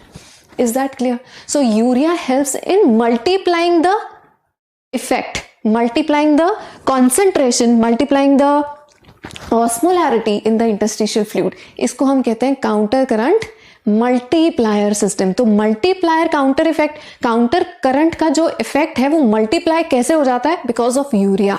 So that is counter current multiplier system. इसलिए इस counter current में दो terms आप पढ़ते हो, counter current exchange हो रहा है सोडियम एंड वाटर का between the two adjacent limbs and here, ठीक है, एंड मल्टीप्लाई कौन कर रहा है उसको, urea, by adding more concentration, by increasing the concentration of interstitial fluid. So interstitial fluid की osmolarity plays very important role in increasing the concentration and in in concentrating the urine. Is that clear guys? So this is counter current mechanism. ठीक है जी, so ये बातें हो गई। अब देखो एक बार पढ़ लेते हैं what NCERT says. Now you will be able to understand. Mammals, ये special ability counter current किस में चलता है, mammals में, ability to produce a concentrated urine. किसके वजह से, Henle's loop and vasa recta play important role. Flow of filtrate in the two limbs, flow of filtrate in two limbs of Henle is opposite. ठीक है, इसी को कहेंगे counter current and thus forms the counter current. Flow of blood through two limbs of vasa recta is also in counter current pattern. Now proximity between the length, Henle's loop and vasa recta, यहाँ पे भी क्या है, counter current.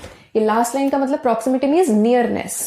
तो तुम्हें पता है कि ये देखो, ये दोनों बहुत ही near by है, see here, ये दोनों they are very near by. तो इन दोनों के बीच में जो nearness है, proximity है, इनके बीच में भी क्या है, counter current चल रहा है. Blood upward, filtrate down, filtrate up, blood down. तो this is also counter current. तो I told you 3 लेवल्स पे काउंटर करंट चलता है. तो क्लियर हो गया. So number 1 is this, number 2 is between the two limbs and number 3 is between Henle's loop and vasa recta. 3 levels of counter current. ठीक है. This helps in maintaining the increasing osmolarity towards the inner medullary interstitium. जैसे जैसे अंदर वाली side पे जाते हैं, interstitium की osmolarity goes on increasing from 300 milliosmol to in the cortex to about 1200 in the inner medulla. Now this gradient is mainly caused by sodium chloride and urea. So urea is going to multiply. तो ये समझ में आया. So interstitial fluid का gradient यानी concentration को कौन maintain करता है? It is caused by sodium chloride and urea. चीजें समझ में आ रही है. Now see, sodium chloride is transported by the ascending limb. तो हमने देखा था ascending limb of loop of Henle, वो क्या किसके लिए permeable है, सोडियम क्लोराइड के लिए, which is exchanged by the descending limb of vasa recta. Now let's go back. तो उसने कहा है कि ascending limb of loop of Henle exchange करता है सोडियम को फिर descending limb of vasa recta. Clear? चलो. Similarly, NaCl is returned to the interstitium by ascending portion of vasa recta. ठीक है. Similarly, small amount, तो ये लाइन का मतलब क्या है, NaCl is returned to the interstitium by the ascending portion of vasa recta. ठीक है. Similarly, small amount of urea enters the thin segment of ascending limb of loop of Henle, which is transported back into the interstitium by collecting duct. ठीक है. The above described transport of substances facilitated by a special arrangement of Henle's loop and vasa recta is called counter current mechanism. This mechanism helps to maintain a concentration gradient. Is that clear? Now see, the medullary interstitium, presence of such interstitial gradient helps in an easy passage of water from the collecting tubule, thereby concentrating the filtrate. Human kidneys can produce urine nearly 4 times concentrated than the initial filtrate formed. Is that clear? 4 times ज़्यादा concentrated हम produce कर सकते हैं. चलिए. So guys, that was it. ठीक है. तो अभी तक हमने देख लिया कि किस तरह से ऑब्लिगेटरी रीएब्जॉर्प्शन हो रही है. तो हमने पीसीटी के अंदर देखा, हमने लूप ऑफ हेनले के अंदर, लूप ऑफ हेनले और पीसीटी के अंदर तो होनी है रीएब्जॉर्प्शन. तो लूप ऑफ हेनले कैसा रिस्पॉन्सिबल होता है, काउंटर करंट मैकेनिज्म के through, we have read that. और पीसीटी में तो मैक्सिमम रीएब्जॉर्प्शन होनी है, दैट इज ऑल्सो रेड. ठीक है.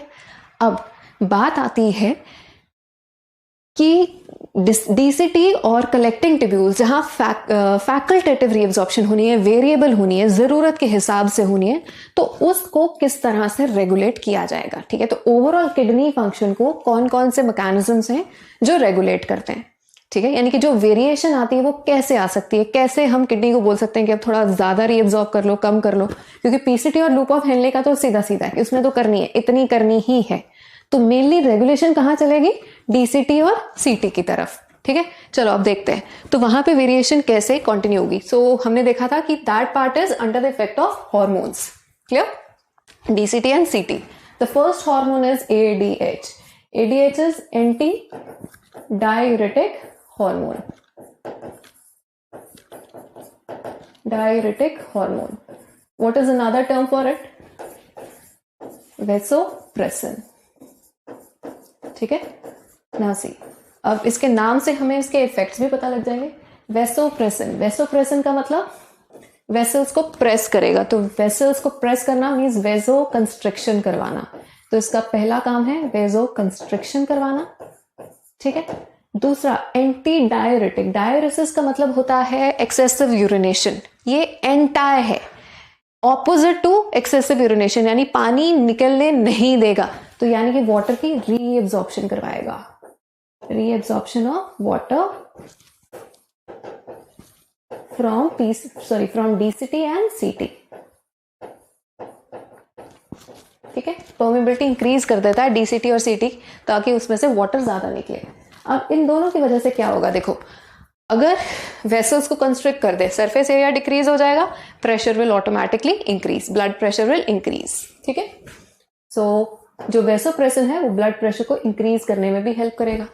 दूसरा, अगर रीएब्जॉर्प्शन ज्यादा हो रही है पानी की, यानी पानी is going back into the blood, तो ब्लड में पानी बढ़ने से ब्लड वॉल्यूम बढ़ेगा, ब्लड वॉल्यूम बढ़ेगा तो ब्लड प्रेशर बढ़ेगा, तो अल्टीमेटली दोनों चीजों से blood pressure is increasing. So ADH has very important role in not only maintaining the blood level in the water level in the blood, but also in maintaining the blood pressure. ठीक है, सो अगर हमारा कभी blood pressure low होता है तो उसमें भी ADH का रोल आएगा, apart from other hormones that will be reading in a while.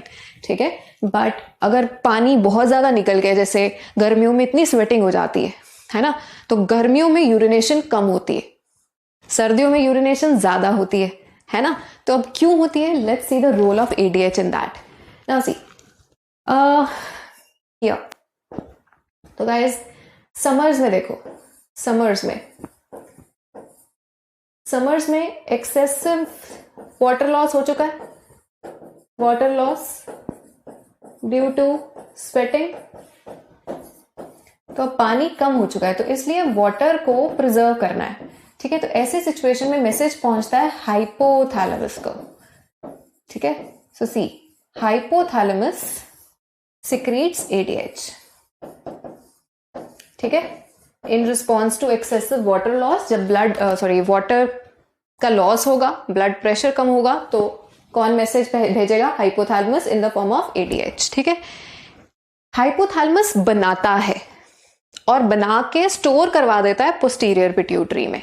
Posterior pituitary खुद कोई हार्मोन नहीं बनाती। ठीक है, हाइपोथैलेमस विल सिक्रीट और produce one and the same thing, but it will be released into the blood bye posterior pituitary. So ADH is released by posterior pituitary.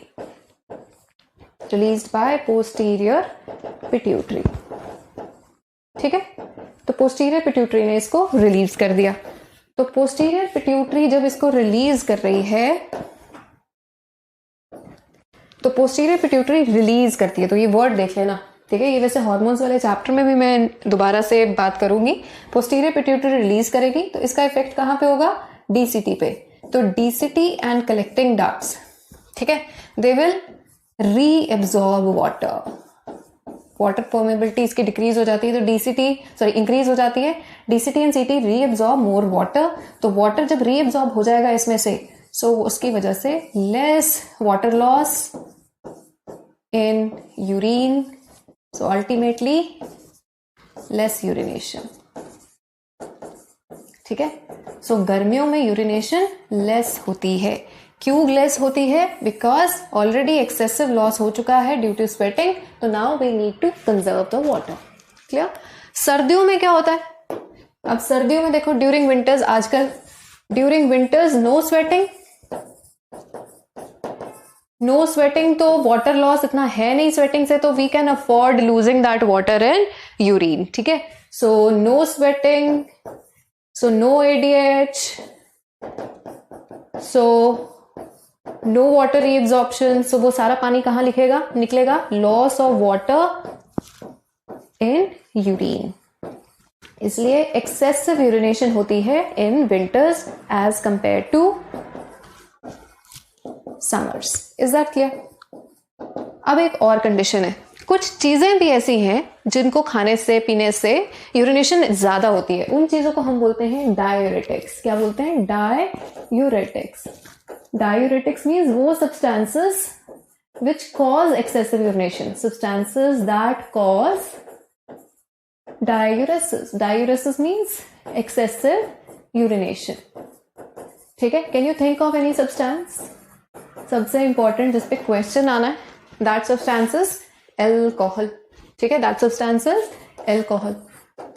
इसके अलावा चाय, कॉफी, कोल्ड ड्रिंक, ठीक है, इन सब से भी डायूरेसिस होता है. So they are all chai, coffee और कोल्ड ड्रिंक्स. ठीक है? तो इन सब से भी डायूरेसिस होगा. So we call them diuretics. Is that clear? So ये मेन रोल है. और एडीएच को बनाता कौन है guys? It is produced by hypothalamus. Clear हो गया? और सिक्रीट है प्रोड्यूस्ड बाय हाइपोथैलेमस. और रिलीज कौन करेगा?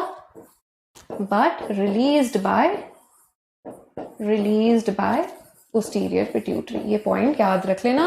वहां वर्ड देख लेना कि रिलीज्ड बोला है या सिक्रीट बोला है. ठीक है? सो सिक्रीटेड या produced one and the same thing. Is that clear? Done. So this was the effect of ADH. तो आई थिंक आप इन सबको नोट्स की तरह यूज कर लेना. Don't waste your time, as I tell you daily कि don't waste your time in making the notes, rather utilize your time in solving maximum questions. चलें आगे. चलो, नेक्स्ट इज रास मैकेनिज्म. लेकिन उसको पढ़ाने से पहले we need to see the structure of juxtaglomerular apparatus. अब नेक्स्ट मैकेनिज्म से पहले let's understand the word. Juxta का मतलब होता है ओवरलैपिंग. ग्लोमेरुलर एपरेटस, ग्लोमेरुलर के आसपास, ग्लोमेरुलस के आसपास एक एपरेटस है, यानी कुछ ग्रुप ऑफ सेल्स होंगे. ठीक है? जो ओवरलैप कर रहे हैं ग्लोमेरुलर रीजन को, और वो एक सिस्टम क्रिएट करेंगे. ठीक है? So let's see. Okay, now see, this is your Bowman's capsule. ठीक है? Bowman's capsule. और ब्लड सप्लाई लेके आ रही है यहाँ पे ये आपकी एफरेंट आर्टीरियोल.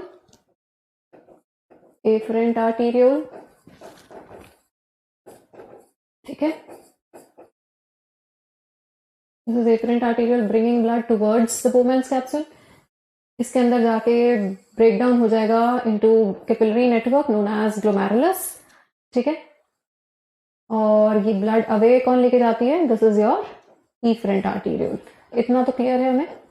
ठीक है? This is efferent arteriole. Now थोड़ा सा इमेजिन करेंगे. ठीक है? मान लो कि इस बोर्ड के पीछे जा रहा है PCT. ठीक है?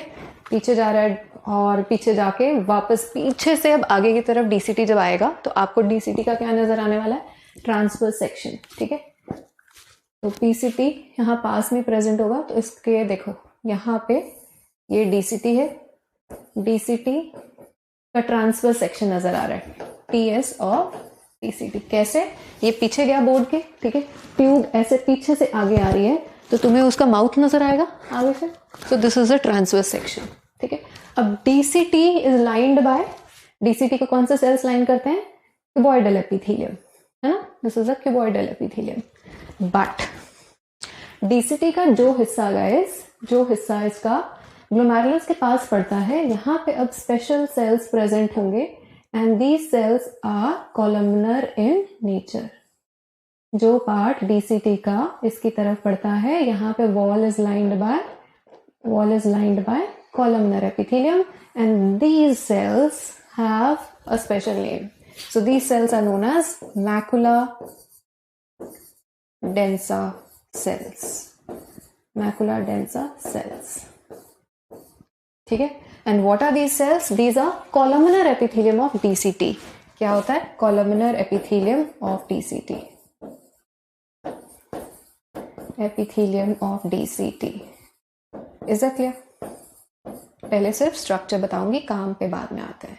अब ये जो एफरेंट आर्टीरियोल है, अब देखो हमने एक सर्कुलेशन में पढ़ा था कि आर्टरीज और वेन्स, आर्टीरियोल्स, इनकी वॉल्स में मसल्स होती हैं बिकॉज वेजो कंस्ट्रिक्शन, वेजो डायलेशन होनी है, तो कोई भी मूवमेंट के लिए मसल्स चाहिए, smooth muscles, tunica media, if you remember, है ना, आर्टीरियोल्स में भी प्रेजेंट होती हैं। तो यहाँ पे जो स्मूथ मसल सेल्स प्रेजेंट है गाइस, इसकी वॉल के अंदर जो स्मूथ मसल सेल्स प्रेजेंट है, इन सेल्स को हम बोलते हैं juxtaglomerular cells, juxtaglomerular cells,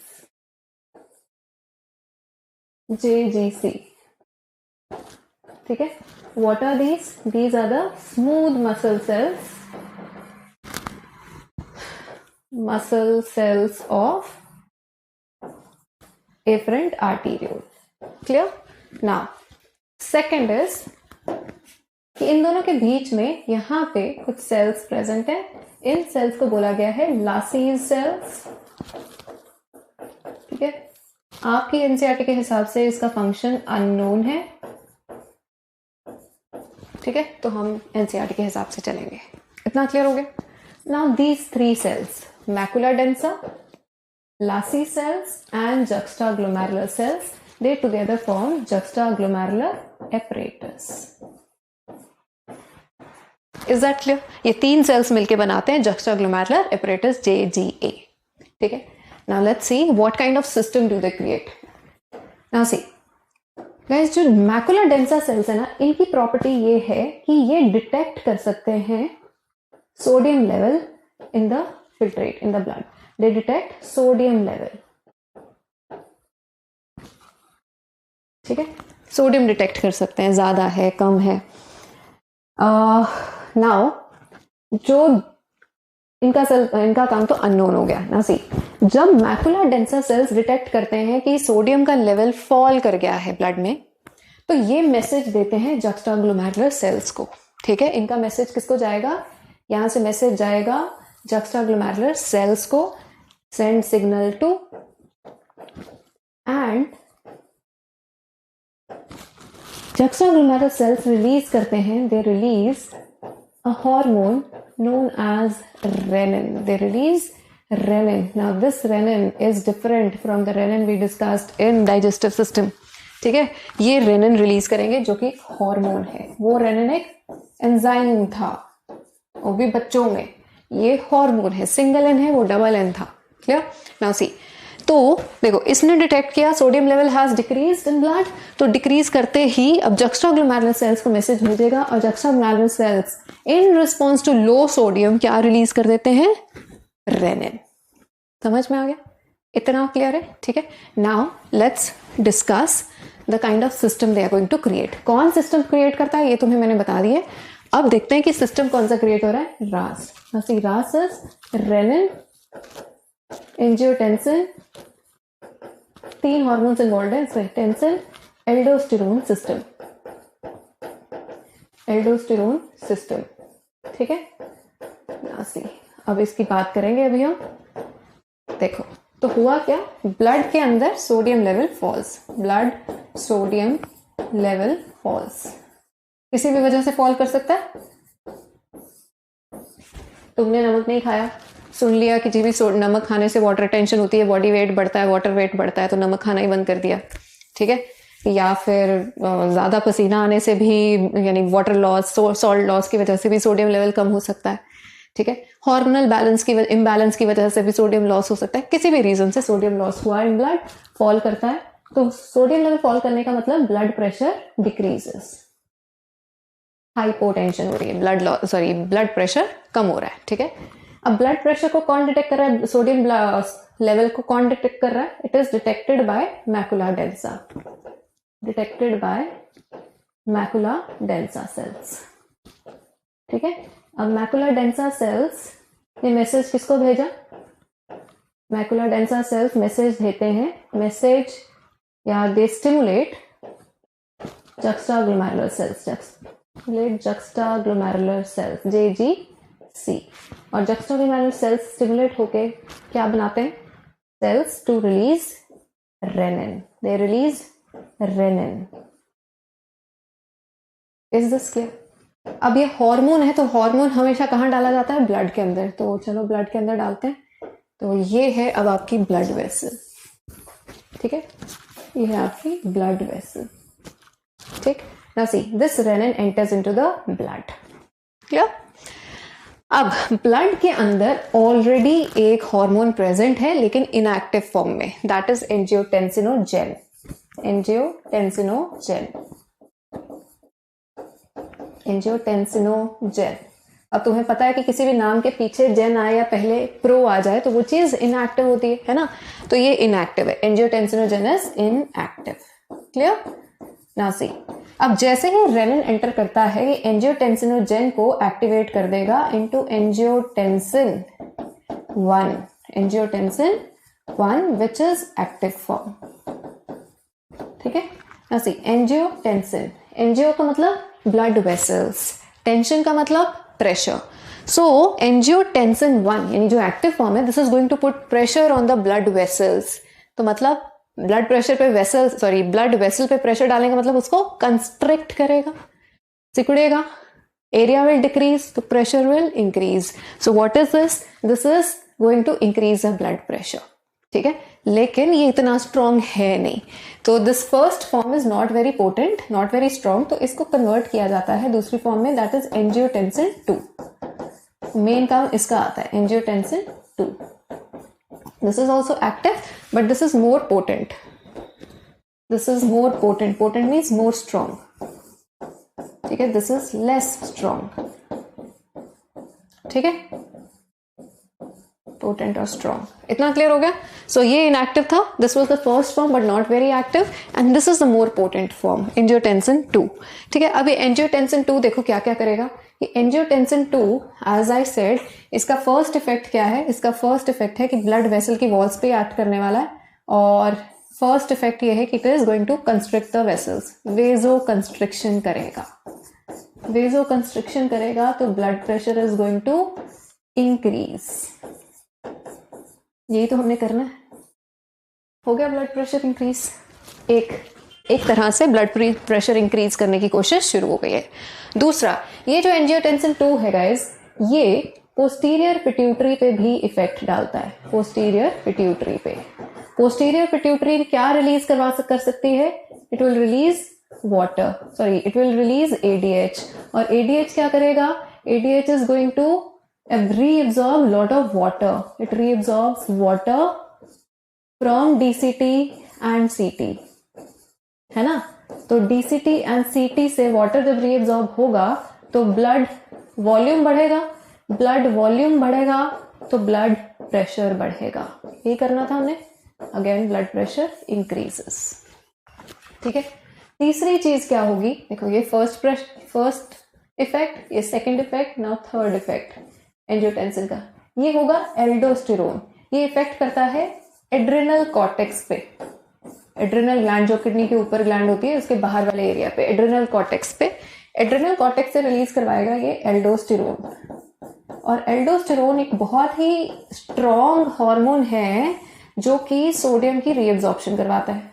अब सोडियम रीअब्सॉर्ब होगा तो उसके पीछे पीछे तुम्हें पता है वाटर भी रीअब्सॉर्ब होगा, वाटर रीअब्सॉर्ब होगा तो अगेन क्या होना है? ब्लड वॉल्यूम बढ़ेगा, ब्लड वॉल्यूम बढ़ेगा तो अल्टीमेटली क्या होना है? ब्लड प्रेशर बढ़ेगा। बात समझ में आई? Can you see this? ठीक है, कंस्ट्रिक्शन से ब्लड प्रेशर बढ़ गया, एडीएच की वजह से वाटर एब्जॉर्ब हो गया तो ब्लड बढ़ गया, ब्लड प्रेशर बढ़ गया। प्लस तुम्हें पता है एडीएच जो है वो वेजो कंस्ट्रिक्शन भी करवाता है ना, तो एडीएच ने वेजो कंस्ट्रिक्शन भी करवानी है, प्लस एडीएच ने वाटर भी रीअब्सॉर्ब करवाना है, ब्लड वॉल्यूम बढ़ेगा तो बीपी बढ़ेगा। एल्डोस्टेरोन आ जाएगा तो वो सोडियम रीअब्सॉर्प्शन करवा के सोडियम की वजह से वाटर रीअब्सॉर्ब होगा तो भी ब्लड प्रेशर बढ़ेगा। तो ओवरऑल ये तीनों मिलके क्या करवा रहे हैं? सोडियम एंड वाटर रीअब्सॉर्प्शन करवा के ब्लड प्रेशर मेंटेन कर रहे हैं। तो रास मैकेनिज्म कब स्टिमुलेट होता है गाइस? रास मैकेनिज्म स्टिमुलेट होता है, it is stimulated due to low blood pressure, stimulated by low blood pressure या फिर low sodium level. Is this clear? ठीक है, तो जब भी ब्लड प्रेशर बढ़ाना है कौन सा मैकेनिज्म काम आएगा? रास मैकेनिज्म। रेनिन कहाँ से आया था? देखो अब इसके 3 हॉर्मोन्स काम कर रहे हैं, रेनिन, एंजियोटेंसिन एंड एल्डोस्टेरोन। ये कहाँ से आया है? किडनी से। ये कहाँ से आया एंजियोटेंसिन? ये लिवर से आया है। नाउ सी, ये एंजियोटेंसिन और जेन कहाँ से आया था? ये लिवर से आया था। लिवर ने इसको बना के ब्लड में डाल दिया, ठीक है, और इनएक्टिव फॉर्म में। एक्टिवेट कब होगा? जब किडनी से मैसेज आएगा in the form of renin. Is this clear? So 3 hormones use हो रहे हैं यहाँ पे, renin, angiotensin and aldosterone. Clear? So ये लिवर से आया है, एल्डोस्टेरोन एड्रिनल कॉर्टेक्स से आया है। क्लियर हो गया? And together they work to increase the blood pressure. Done. और ये इनका सोर्स क्या था? The source was juxtaglomerular apparatus. ना ये रेनिन रिलीज होता, ना वो सारा मैकेनिज्म चलता, ठीक है। So this is the precursor of the whole system, ठीक है। थर्ड आता है ANF। Now ANF stands for atrial natriuretic factor, natriuretic factor, ANF, ठीक है। Now see, why is it so called? ये अजीब सा नाम क्यों है? Atrial because it is released by the atrium. Why do we call this? Because it is released by the atrial walls. Atrial walls of heart. Heart का atrium release करता है। तो देखो, heart is also acting as an endocrine tissue, ठीक है। ये endocrine वाले chapter पे आएगी टर्म। तो हार्ट पंपिंग के साथ साथ ये भी काम कर रहा है। Natriuretic, natrium word, natrium is Na। Sodium को Na क्यों सिंबल दिया है जब नाम सोडियम है? क्योंकि उसका जो ओरिजिन है दैट इज नेट्रियम, है ना, Na, यही से सिंबल आया। तो दिस स्टैंड्स फॉर सोडियम। तो ये सोडियम लेवल की रेगुलेशन करेगा, इसलिए इसको बोलते हैं एट्रियल नेट्रियम फैक्टर, ठीक है। अब now this mechanism is totally antagonistic to RAS mechanism. This is antagonistic, hashtag antagonistic means opposite है to the RAS mechanism, antagonistic to RAS. RAS क्या कर रहा था? ब्लड प्रेशर बढ़ा रहा था, ठीक है। ये ब्लड प्रेशर कम करेगा। रास कब स्टिमुलेट हुआ था? जब लो ब्लड प्रेशर होता है, सोडियम फॉल करता है। ये कब स्टिमुलेट होगा? जब आपका ब्लड प्रेशर बढ़ता है, ठीक है, जब हाई सोडियम लेवल हो जाता है, हाइपरटेंशन की वजह से ये स्टिमुलेट होगा। तो अगर ब्लड प्रेशर हाई है तो ऑब्वियसली वो आपके हार्ट के वॉल्स के ऊपर भी प्रेशर डालेंगी। तो हार्ट की जो एट्रियल वॉल्स हैं, जब उनको दिखता है कि अच्छा ज्यादा प्रेशर में ब्लड आ रहा है, तो दे रिलीज ANF। तो ये कौन स्टिमुलेट करेगा? It is stimulated by high blood pressure, stimulated by high blood pressure, high BP या high sodium level.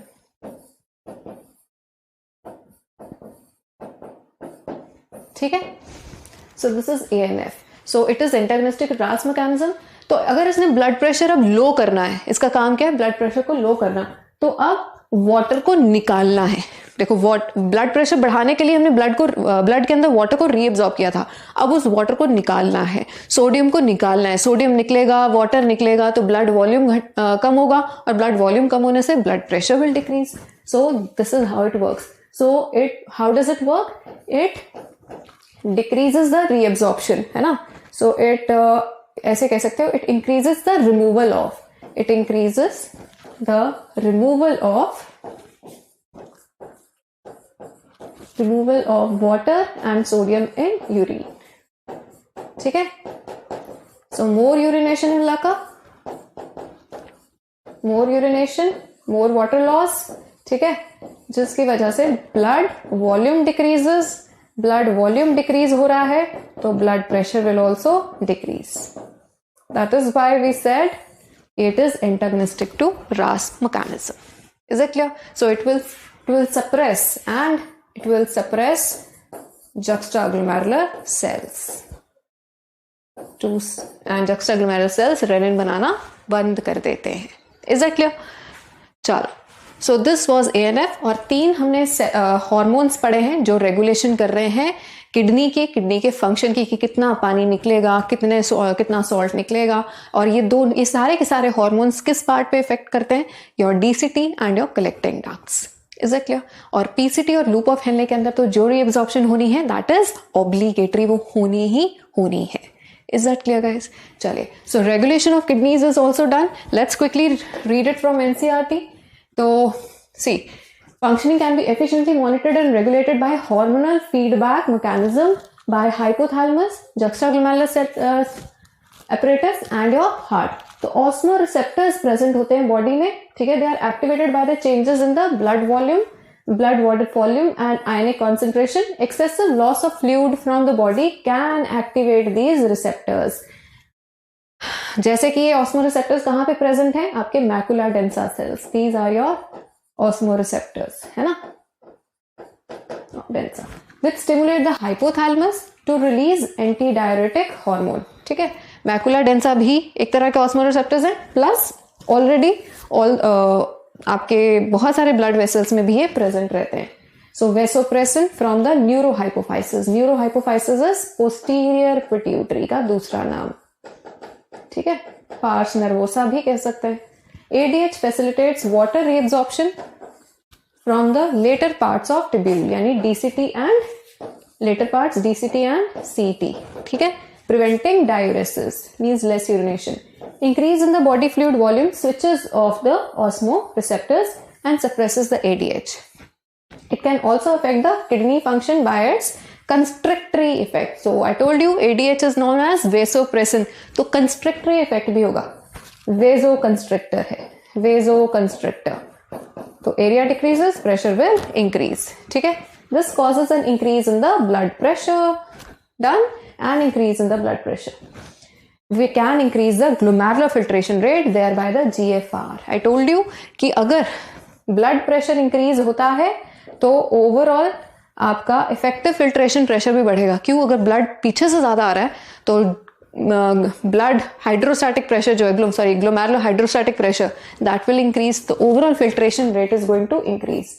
GHP will increase. GHP increase होगा तो कितना ब्लड कितना फिल्ट्रेट बन रहा है दैट विल ऑल्सो इंक्रीज. तो सारी चीजें कोरिलेटेड है. Done.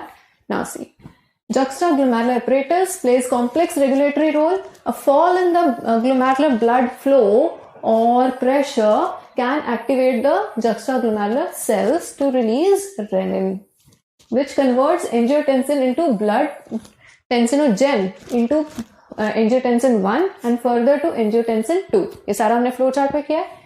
Angiotensin 2 being powerful, potent vasoconstrictor, it increases the glomerular pressure and thereby GFR. And angiotensin 2 का एक काम तो ये हो गया कि it is a powerful vasoconstrictor. दूसरा, it activates the adrenal cortex to release aldosterone. ये देखो, aldosterone causes reabsorption of sodium and water from distal parts of tubule. Then it also leads, third, it leads to an increase in the blood pressure and GFR. This complex mechanism is generally known as renin-angiotensin system. Aldosterone भी आता है, ठीक है. RAS mechanism we call it.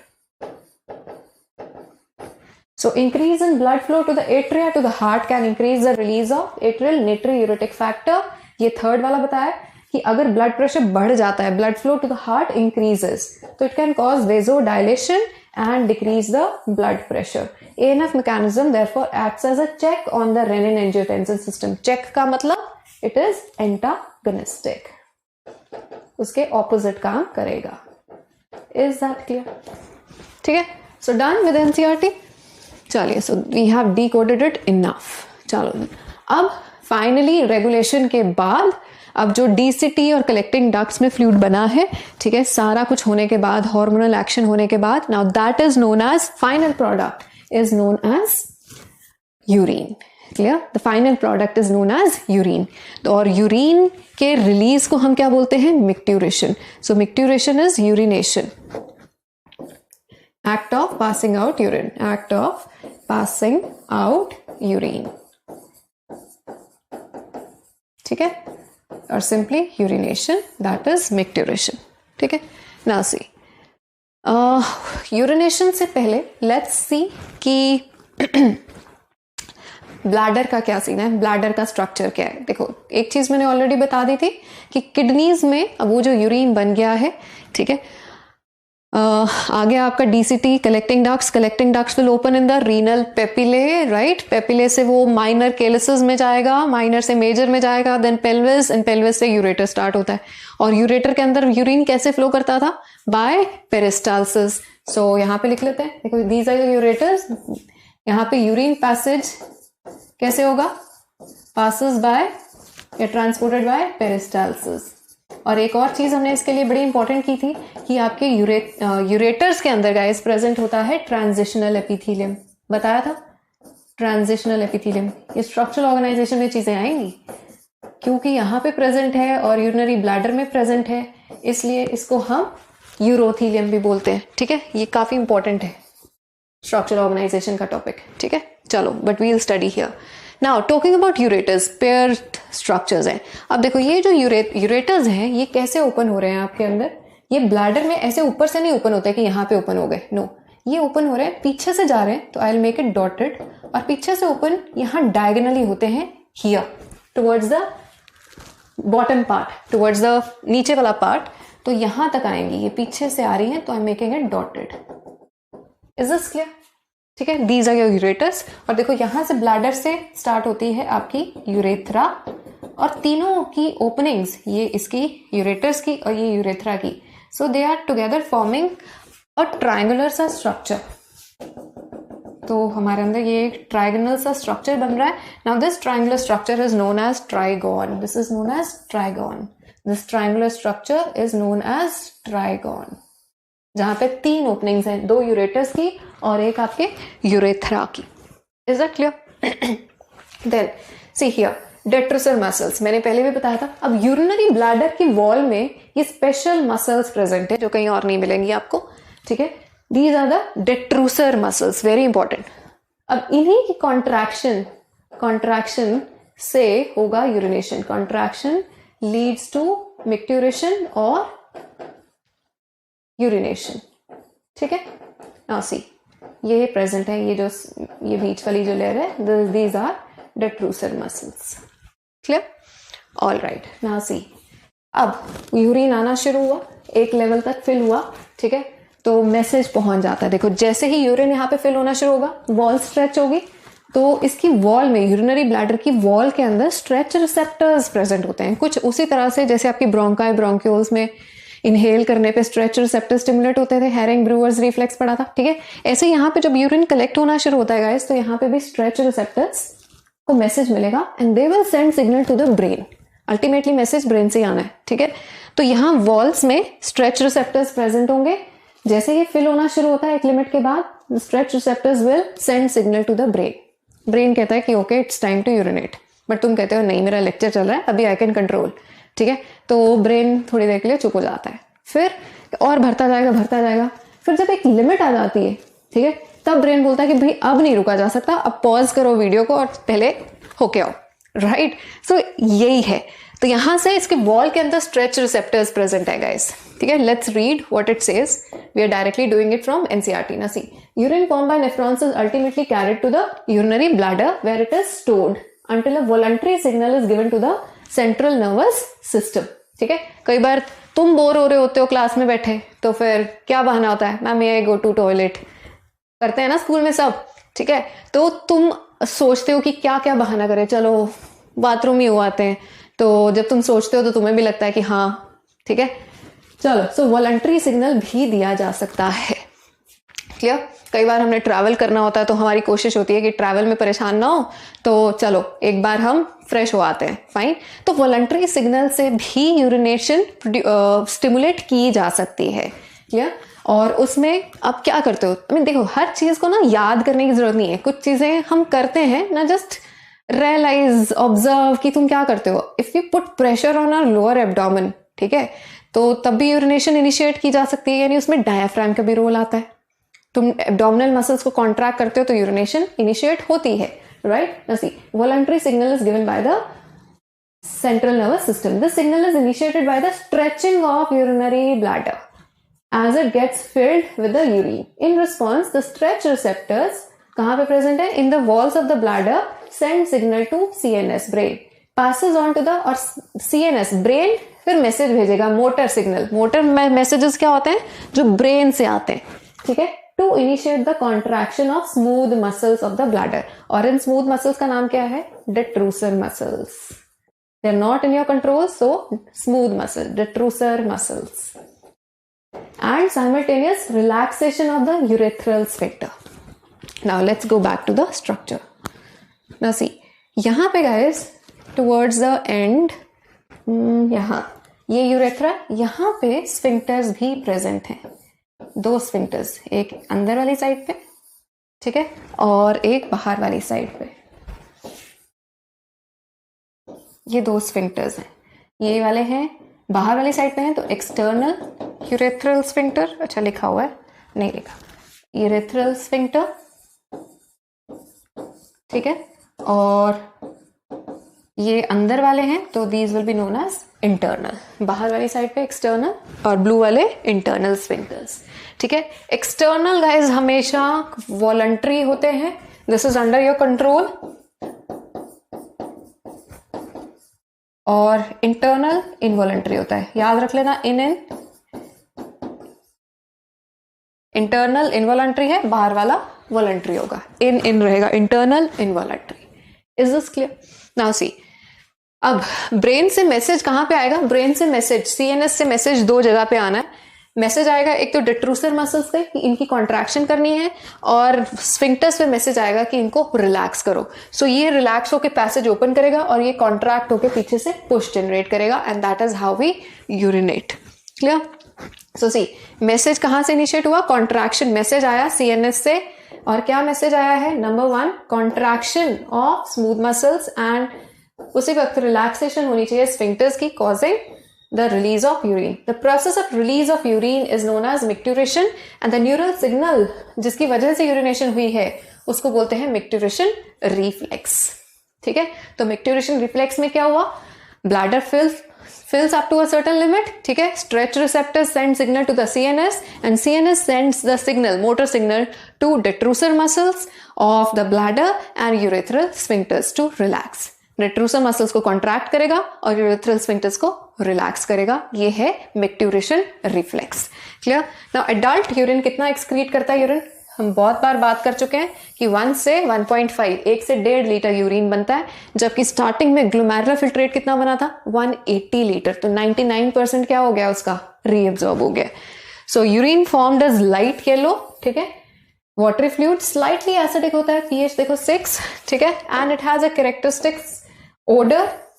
On an average कितना gram urea तुम निकालते हो रोज? 25 से 30 gram of urea is excreted out per day. और ब्लड के अंदर भी कुछ यूरिया रिटेन किया जाता है, कितना? 17 से 38 मिलीग्राम पर 100 ml तक नॉर्मल है, उससे बढ़ेगा तो कंडीशंस होंगी। Various conditions can effect the characteristics of urine. Analysis of urine helps in the clinical diagnosis of many disorders and malfunctioning of kidney. For example, presence of glucose, glycosuria या glucosuria भी बोल देते हैं, and ketone bodies, ketonuria, ये disorders हैं, ठीक है। और ये कब होता है? डायबिटीज मेलाइटस के अंदर। तो ऑलरेडी बता चुकी हूँ, ग्लूकोज 100% रीएब्जॉर्ब होना चाहिए। अगर वो 0.1 भी यूरिन के अंदर निकल रहा है तो क्या गड़बड़ है? Diabetes mellitus. Is that clear? चलिए आगे देखते हैं। सो अदर एक्सक्रीटरी ऑर्गन्स है ना, तो किडनी के अलावा और भी कुछ एक्सक्रीटरी ऑर्गन्स हैं, जैसे लिवर, एक रोल हमें पता लग चुका है लिवर का भी। सो सी, किडनीज के अलावा लंग्स है जो CO2 निकालेंगे, लिवर है जो यूरिया बना रहा है, स्किन जो वाटर निकाल रहा है, वैक्सेस रिमूव कर रहा है। Let's read. सो लंग्स क्या रिमूव करते हैं? Water and carbon dioxide. कितना कार्बन डाइऑक्साइड निकाल रही है वो? 200 ml per minute and quantities of water every day. Liver largest gland है body की, secretes bile containing substances like bilirubin, biliverdin, cholesterol, steroid hormones, vitamins, drugs and ultimately pass out along the digestive waste. अब skin की बात आ जाती है। देखो skin में sweat glands हैं, sebaceous glands हैं। sebaceous कहते हैं oil glands को, eliminate certain substances through the secretions। तो स्वेट देखो क्या रिमूव करेगा? स्वेट ग्लैंड से बनेगी। वाटरी फ्लूइड है तो स्वेट में प्रेजेंट होता है NaCl, small amounts of urea, lactic acid, ठीक है। और प्राइमरी फंक्शन क्या है? टू फैसिलिटेट कूलिंग, ये तो हमें पता ही है। ठीक है, and it helps in the removal of some of the waste mentioned above. Okay, then we have sebaceous glands जो रिलीज करती हैं सीबम. सीबम मीन्स ऑयल, और क्या रिमूव करेगा? Sterols, hydrocarbon and waxes. इसीलिए पसीना क्या होता है, सॉरी जो ऑयल है वो क्या होता है? It is vaccine, right, through sebum. Sebum is oil.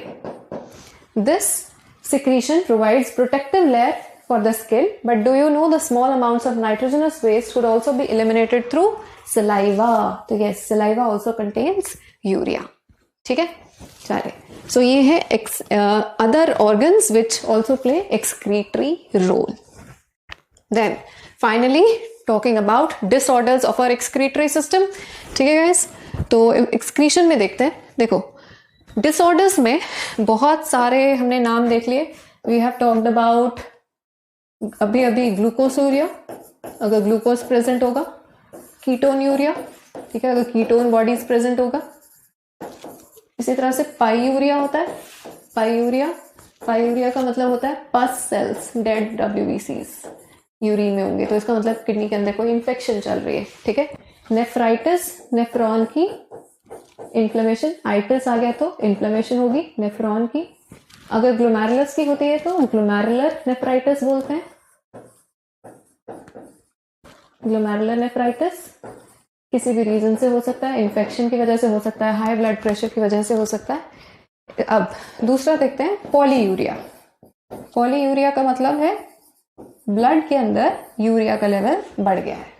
Normal level मैंने कितना बताया? 17 से 38 मिलीग्राम पर 100 ml is the normal amount, but अगर उससे बढ़ रहा है तो दैट इज पॉलीयूरिया. ठीक है. देन अब अगर पॉलीयूरिया हो रहा है यानी कि हाई यूरिया इन ब्लड, तो इसका मतलब ये भी है कि किडनी काम नहीं कर रही है ना. चलो अब वो क्या क्या किया जाएगा अगर किडनी काम नहीं कर रही? रीनल फेलियर की तरफ जा रहा है, वो किडनी काम नहीं कर रही तो रीनल फेलियर हो रहा है. क्या करना है उसके लिए अभी बात करते हैं. ठीक है. इसके अलावा किडनी स्टोन्स हो सकते हैं, उसको रीनल कैलकुलाई कहते हैं. Calculi means stones. ठीक है, will read it from NCERT. Now talking about failure. अगर किडनी फेल हो गई है तो क्या करेंगे? या तो ट्रांसप्लांट करवाओगे.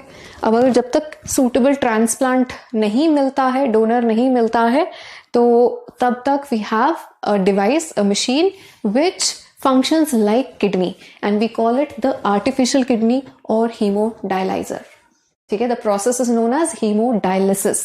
Hem means blood, dialysis का मतलब होता है osmosis. ठीक है, डिफ्यूजन और osmosis. तो blood का osmosis करवाना है, blood की filtration करवानी है with the help of this device. ठीक है. तो देखो यहाँ पे क्या कर रहे हैं, कुछ इस तरह की डिवाइस होती है.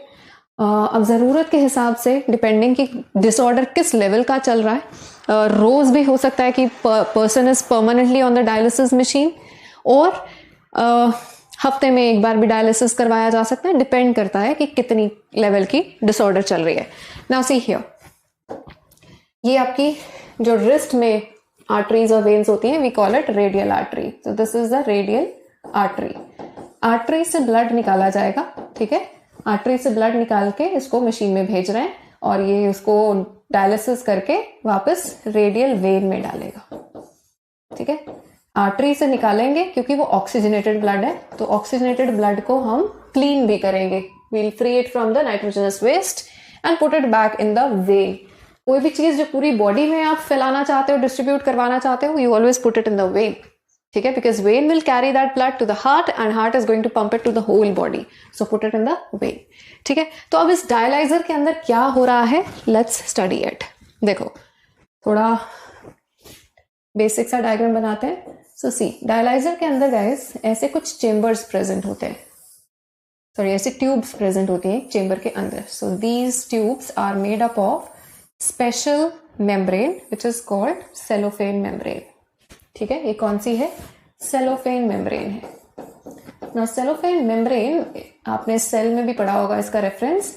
It is selectively permeable membrane, यानी इसमें से कुछ चीजें निकल सकती हैं और कुछ एक नहीं. ठीक है. सिलेक्टिवली परमेबल मेम्ब्रेन है. डन. ओके. अब इसके आसपास एक चेंबर होता है. There is this chamber. ठीक है. Now this chamber is known as dialyzing chamber and it has this fluid in it. This fluid is going to play a major role in the blood filtration. So this fluid is called hemodialyzing fluid. ठीक है, और chamber का नाम है hemodialyzing chamber. Is it clear? So this is the hemodialyzing chamber, while the fluid is known as hemodialyzing fluid. ठीक है, so इसके अंदर लिख रही हूँ contains hemodialyzing fluid. अब क्वेश्चन आता है इस हीमोडायलाइजिंग फ्लूइड पे. देखो, हीमोडायलाइजिंग फ्लूइड पे डिपेंड करेगी कि ब्लड फिल्ट्रेशन होगी या नहीं, राइट.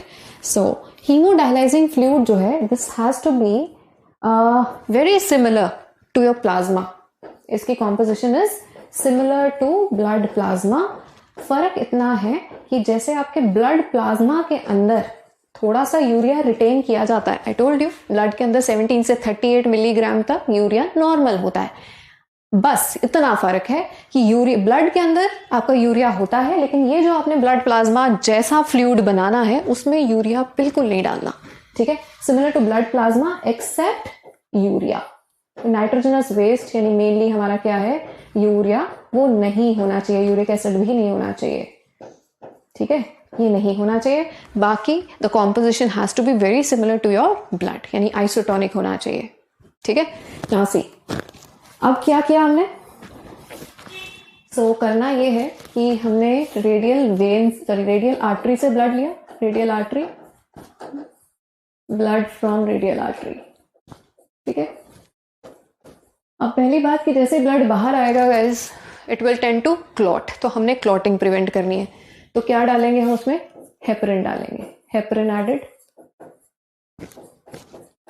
अब बाहर के टेम्परेचर पे ब्लड के प्रोटीन्स डीनेचर हो सकते हैं, तो we will cool it down, we will chill it down to 0 degree celsius. It is chilled to 0 degree celsius. ठीक है, 0 डिग्री सेल्सियस पे वैसे भी क्लॉटिंग नहीं होगी, प्लस हमने हेपरिन ऐड कर दिया. इतना क्लियर हो गया. Heparin added to prevent clotting. Clot कर गया फिर तो काम खराब हो गया ना, तो क्लॉटिंग भी प्रिवेंट करनी है. क्या कौन करेगा, हेपरिन. सो रेडियल आर्टरी से ब्लड लिया, हेपरिन ऐड किया. ठीक है, 0 डिग्री सेल्सियस पे टेम्परेचर लाए, और अब ये ब्लड यहां से पास कर रहा है through cellophane tubes. Now see, ये नॉर्मल ब्लड नहीं है. ये ऐसे इंडिविजुअल का ब्लड है जिसकी किडनी फेल हो चुकी है, तो उसकी किडनी यूरिया नहीं निकाल रही है, तो उसके ब्लड में यूरिया बहुत हाई हो चुका है. यूरिया, यूरिक एसिड और नाइट्रोजनस वेस्ट कौन से होते हैं, हिप्यूरिक एसिड, ये सब चीजें बहुत हाई हैं ब्लड के अंदर. ठीक है, अब हीमोडायलाइजिंग फ्लूइड देखो, फ्लूइड के अंदर यूरिया नहीं है. क्या होगा, कॉन्सेंट्रेशन ग्रेडियंट सेट हो गया. तो यहाँ यूरिया ज्यादा है, यहाँ यूरिया है नहीं, तो urea starts coming out, uric acid starts coming out. ठीक है, तो यहाँ से यूरिया वगैरह बाहर आता जाएगा. ऐसे यूरिया बाहर आता गया and the blood gets filtered.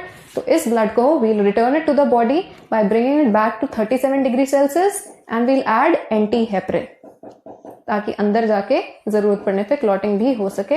And we'll send it back into the body through radial vein, and you know why through vein. ठीक है, नाउ सी, अब यहां पे यूरिया आता जा रहा है. ठीक है, एक टाइम ऐसा भी आ जाएगा कि फ्लूइड के अंदर यूरिया ज्यादा हो गया, तो उस सिचुएशन में यूरिया बैकफ्लो भी कर सकता है. तो इसलिए we have to keep changing the haemodialysing fluid. तो यहां से नया फ्रेश हीमोडायलाइजिंग फ्लूइड ऐड करते रहते हैं, और पुराना जिसमें बहुत सारा यूरिया हो गया उसको हम निकालते रहते हैं. तो fluid plays very important role here. Is that clear? So this is how hemodialysis is done. The device is hemodialyzer, mechanism hemodialysis. And it is working like kidney, so we call it the artificial kidney. So it is a life saver machine, fine, but it cannot be like a lifelong thing, fine. So we need to look for a donor, a suitable donor. So let's read what NCERT says. Malfunctioning can lead to accumulation of urea in blood. एक गड़बड़ कर दिया गया हमने, polyuria. Polyuria होता है ज्यादा urine होना, पॉलीयूरिया नहीं है ये, यहाँ पे गड़बड़ हो गई है. This is called uremia. Uremia is this, polyuria is more urine output, जब यूरिन ज्यादा हो रहा हो, दिस इज पॉलीयूरिया, ठीक है। सो यूरीमिया होता है ब्लड में ज्यादा यूरिया बनना, ये गड़बड़ कर दी थी हमने, तो ये ठीक कर लेना, चलो ठीक है। सो uraemia then which is highly harmful and may lead to the kidney failure. In such patients, urea can be removed by the process of hemodialysis. During the process hemodialysis, blood drained from the convenient artery, convenient artery means हम यहाँ पे radial ले रहे हैं, wrist में जो होती है, pumped into the dialyzing unit, और unit का नाम क्या है, artificial kidney or hemodialyzer. Blood drained from the convenient artery is pumped into the dialyzing unit after adding an anticoagulant like heparin. डाल दिया था हमने. Unit contains a coiled cellophane tube surrounded by the fluid known as dialyzing fluid, having the, see this is very important, having the same composition as that of plasma except the nitrogenous waste नहीं होने चाहिए. No urea, no uric acid, no creatinine, no hippuric acid, nothing at all. The porous cellophane membrane allows the passage of molecules based on the concentration gradient. Based on, तो यानी क्या होगी, diffusion होनी है. As nitrogenous wastes are absent in the dialyzing fluid, these substances freely move out, thereby clearing the blood, and the cleared blood is pumped back into the body through the vein, adding anti-heparin to it. Method is boon for thousands of uremic patients all over the world. और last में हमें क्या ढूंढनी है, kidney transplant करने के लिए suitable donor is the ultimate method for acute renal failures. A functioning kidney is used in transplantation from a donor, preferably a close relative, ठीक है, to minimize the chances of rejection. इसको क्या कहते हैं, graft rejection, ठीक है। और grafting करने के बाद यानी ट्रांसप्लांट करने के बाद भी guys, individual is given immunosuppressant drugs. Organ transplant के बाद क्या दिया जाता है, इम्यूनोसप्रेसेंट ड्रग्स, परमानेंटली भी दिए जाते हैं या काफी लंबे टाइम तक देने पड़ते हैं।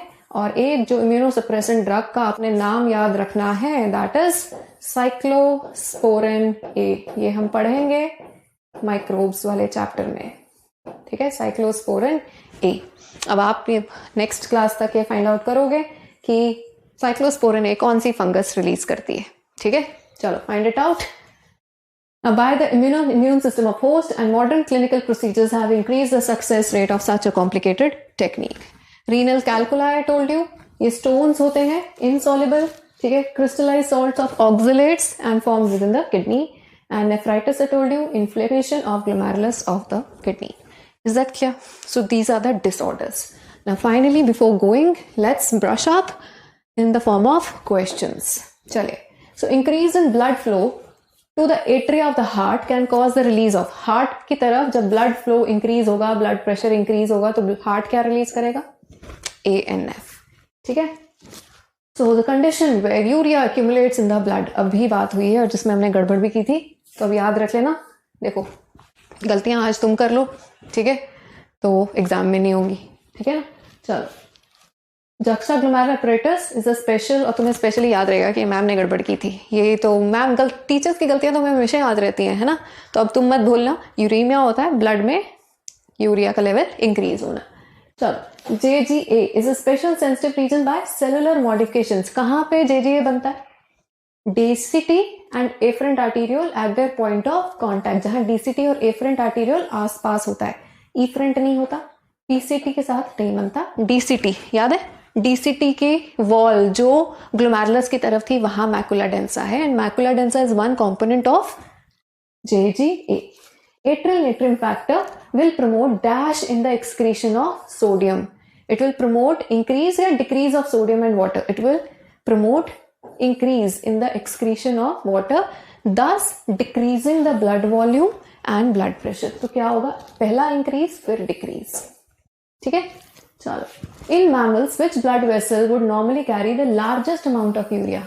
I've already discussed it with you. Maximum urea किसमें होगा, जो बना रहा है उसकी blood vessel में, so that is your liver. तो liver से निकलते हुए blood में ज्यादा होता है, so that is hepatic vein.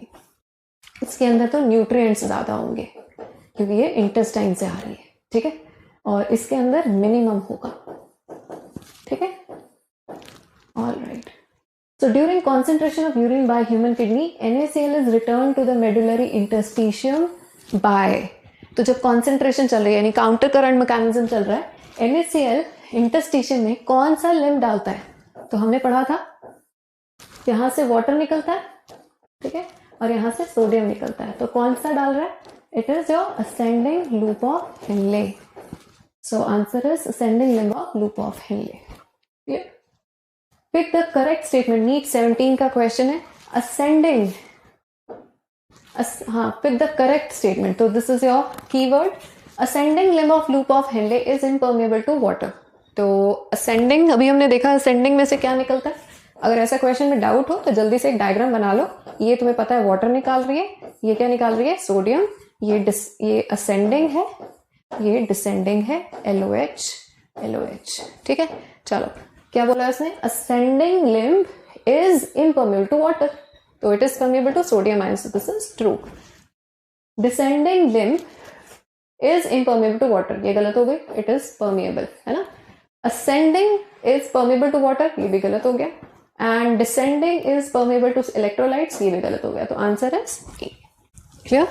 Then part of nephron 16 का question involve in active reabsorption of sodium. Active reabsorption of sodium कौन करता है? So active reabsorption of sodium होनी है गाइस एक तो PCT में, और दूसरी होनी है असेंडिंग लूप ऑफ हेनले में. ठीक है, क्योंकि अब असेंडिंग लूप ऑफ हेनले दिया नहीं हुआ, ये डिसेंडिंग तो होता नहीं है, तो answer has to be PCT. क्लियर? Maximum amount of electrolytes in water about 70 से 80 कहाँ पे रीअब्सॉर्ब होता है? 12 का क्वेश्चन. तो मैक्सिमम एब्जॉर्प्शन PCT में होनी है. Is that clear, guys? So with this, your fourth chapter of human physiology is also done, and I hope कि तैयारी अच्छी चल रही होगी. Do let us know. Keep writing down your doubts, and we'll be reverting back. ठीक है? And तैयारी करते रहो, क्वेश्चन सॉल्व करते रहो, और कोई दूसरा सक्सेस का मंत्रा है ही नहीं.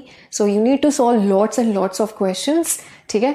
सो गाइज कीप रिवाइजिंग. जो आप पिछले चैप्टर्स करते जा रहे हो, सो आपको DPTs मिल रही हैं, DPPs मिल रही हैं, सॉरी, और make sure that you revise all of them and उनका एक नोट बना लो. एंड जब भी क्वेश्चन सॉल्व करते हो गाइस, तो एज आई ऑलवेज से कि गलती को इग्नोर मत करना. कीप एनालाइजिंग कि वो गलतियां कैसी हो रही हैं. अगर वो फैक्ट बेस्ड गलतियां हैं तो उनको जहां पे फैक्ट लिखा हुआ है उसको हैशटैग कर लो, मेक अ डिफरेंट सिंबल कि भाई यहाँ गड़बड़ करते हो. गड़बड़ आज कर लो ताकि एग्जाम में ना हो. ठीक है, क्योंकि गड़बड़ तो होनी होती है, तो आज कर लो, और उसके लिए तुम्हें करनी पड़ेगी बहुत सारी प्रैक्टिस. ठीक है, so keep practising, keep studying and keep a smile on your face. Tension लेने की बात नहीं है, रिलैक्स होके पढ़ो, लेकिन वेस्ट मत करना time. And because we are also working hard and together we have to make it happen. ठीक है, चलो, with this promise I will see you tomorrow. Till then, stay happy.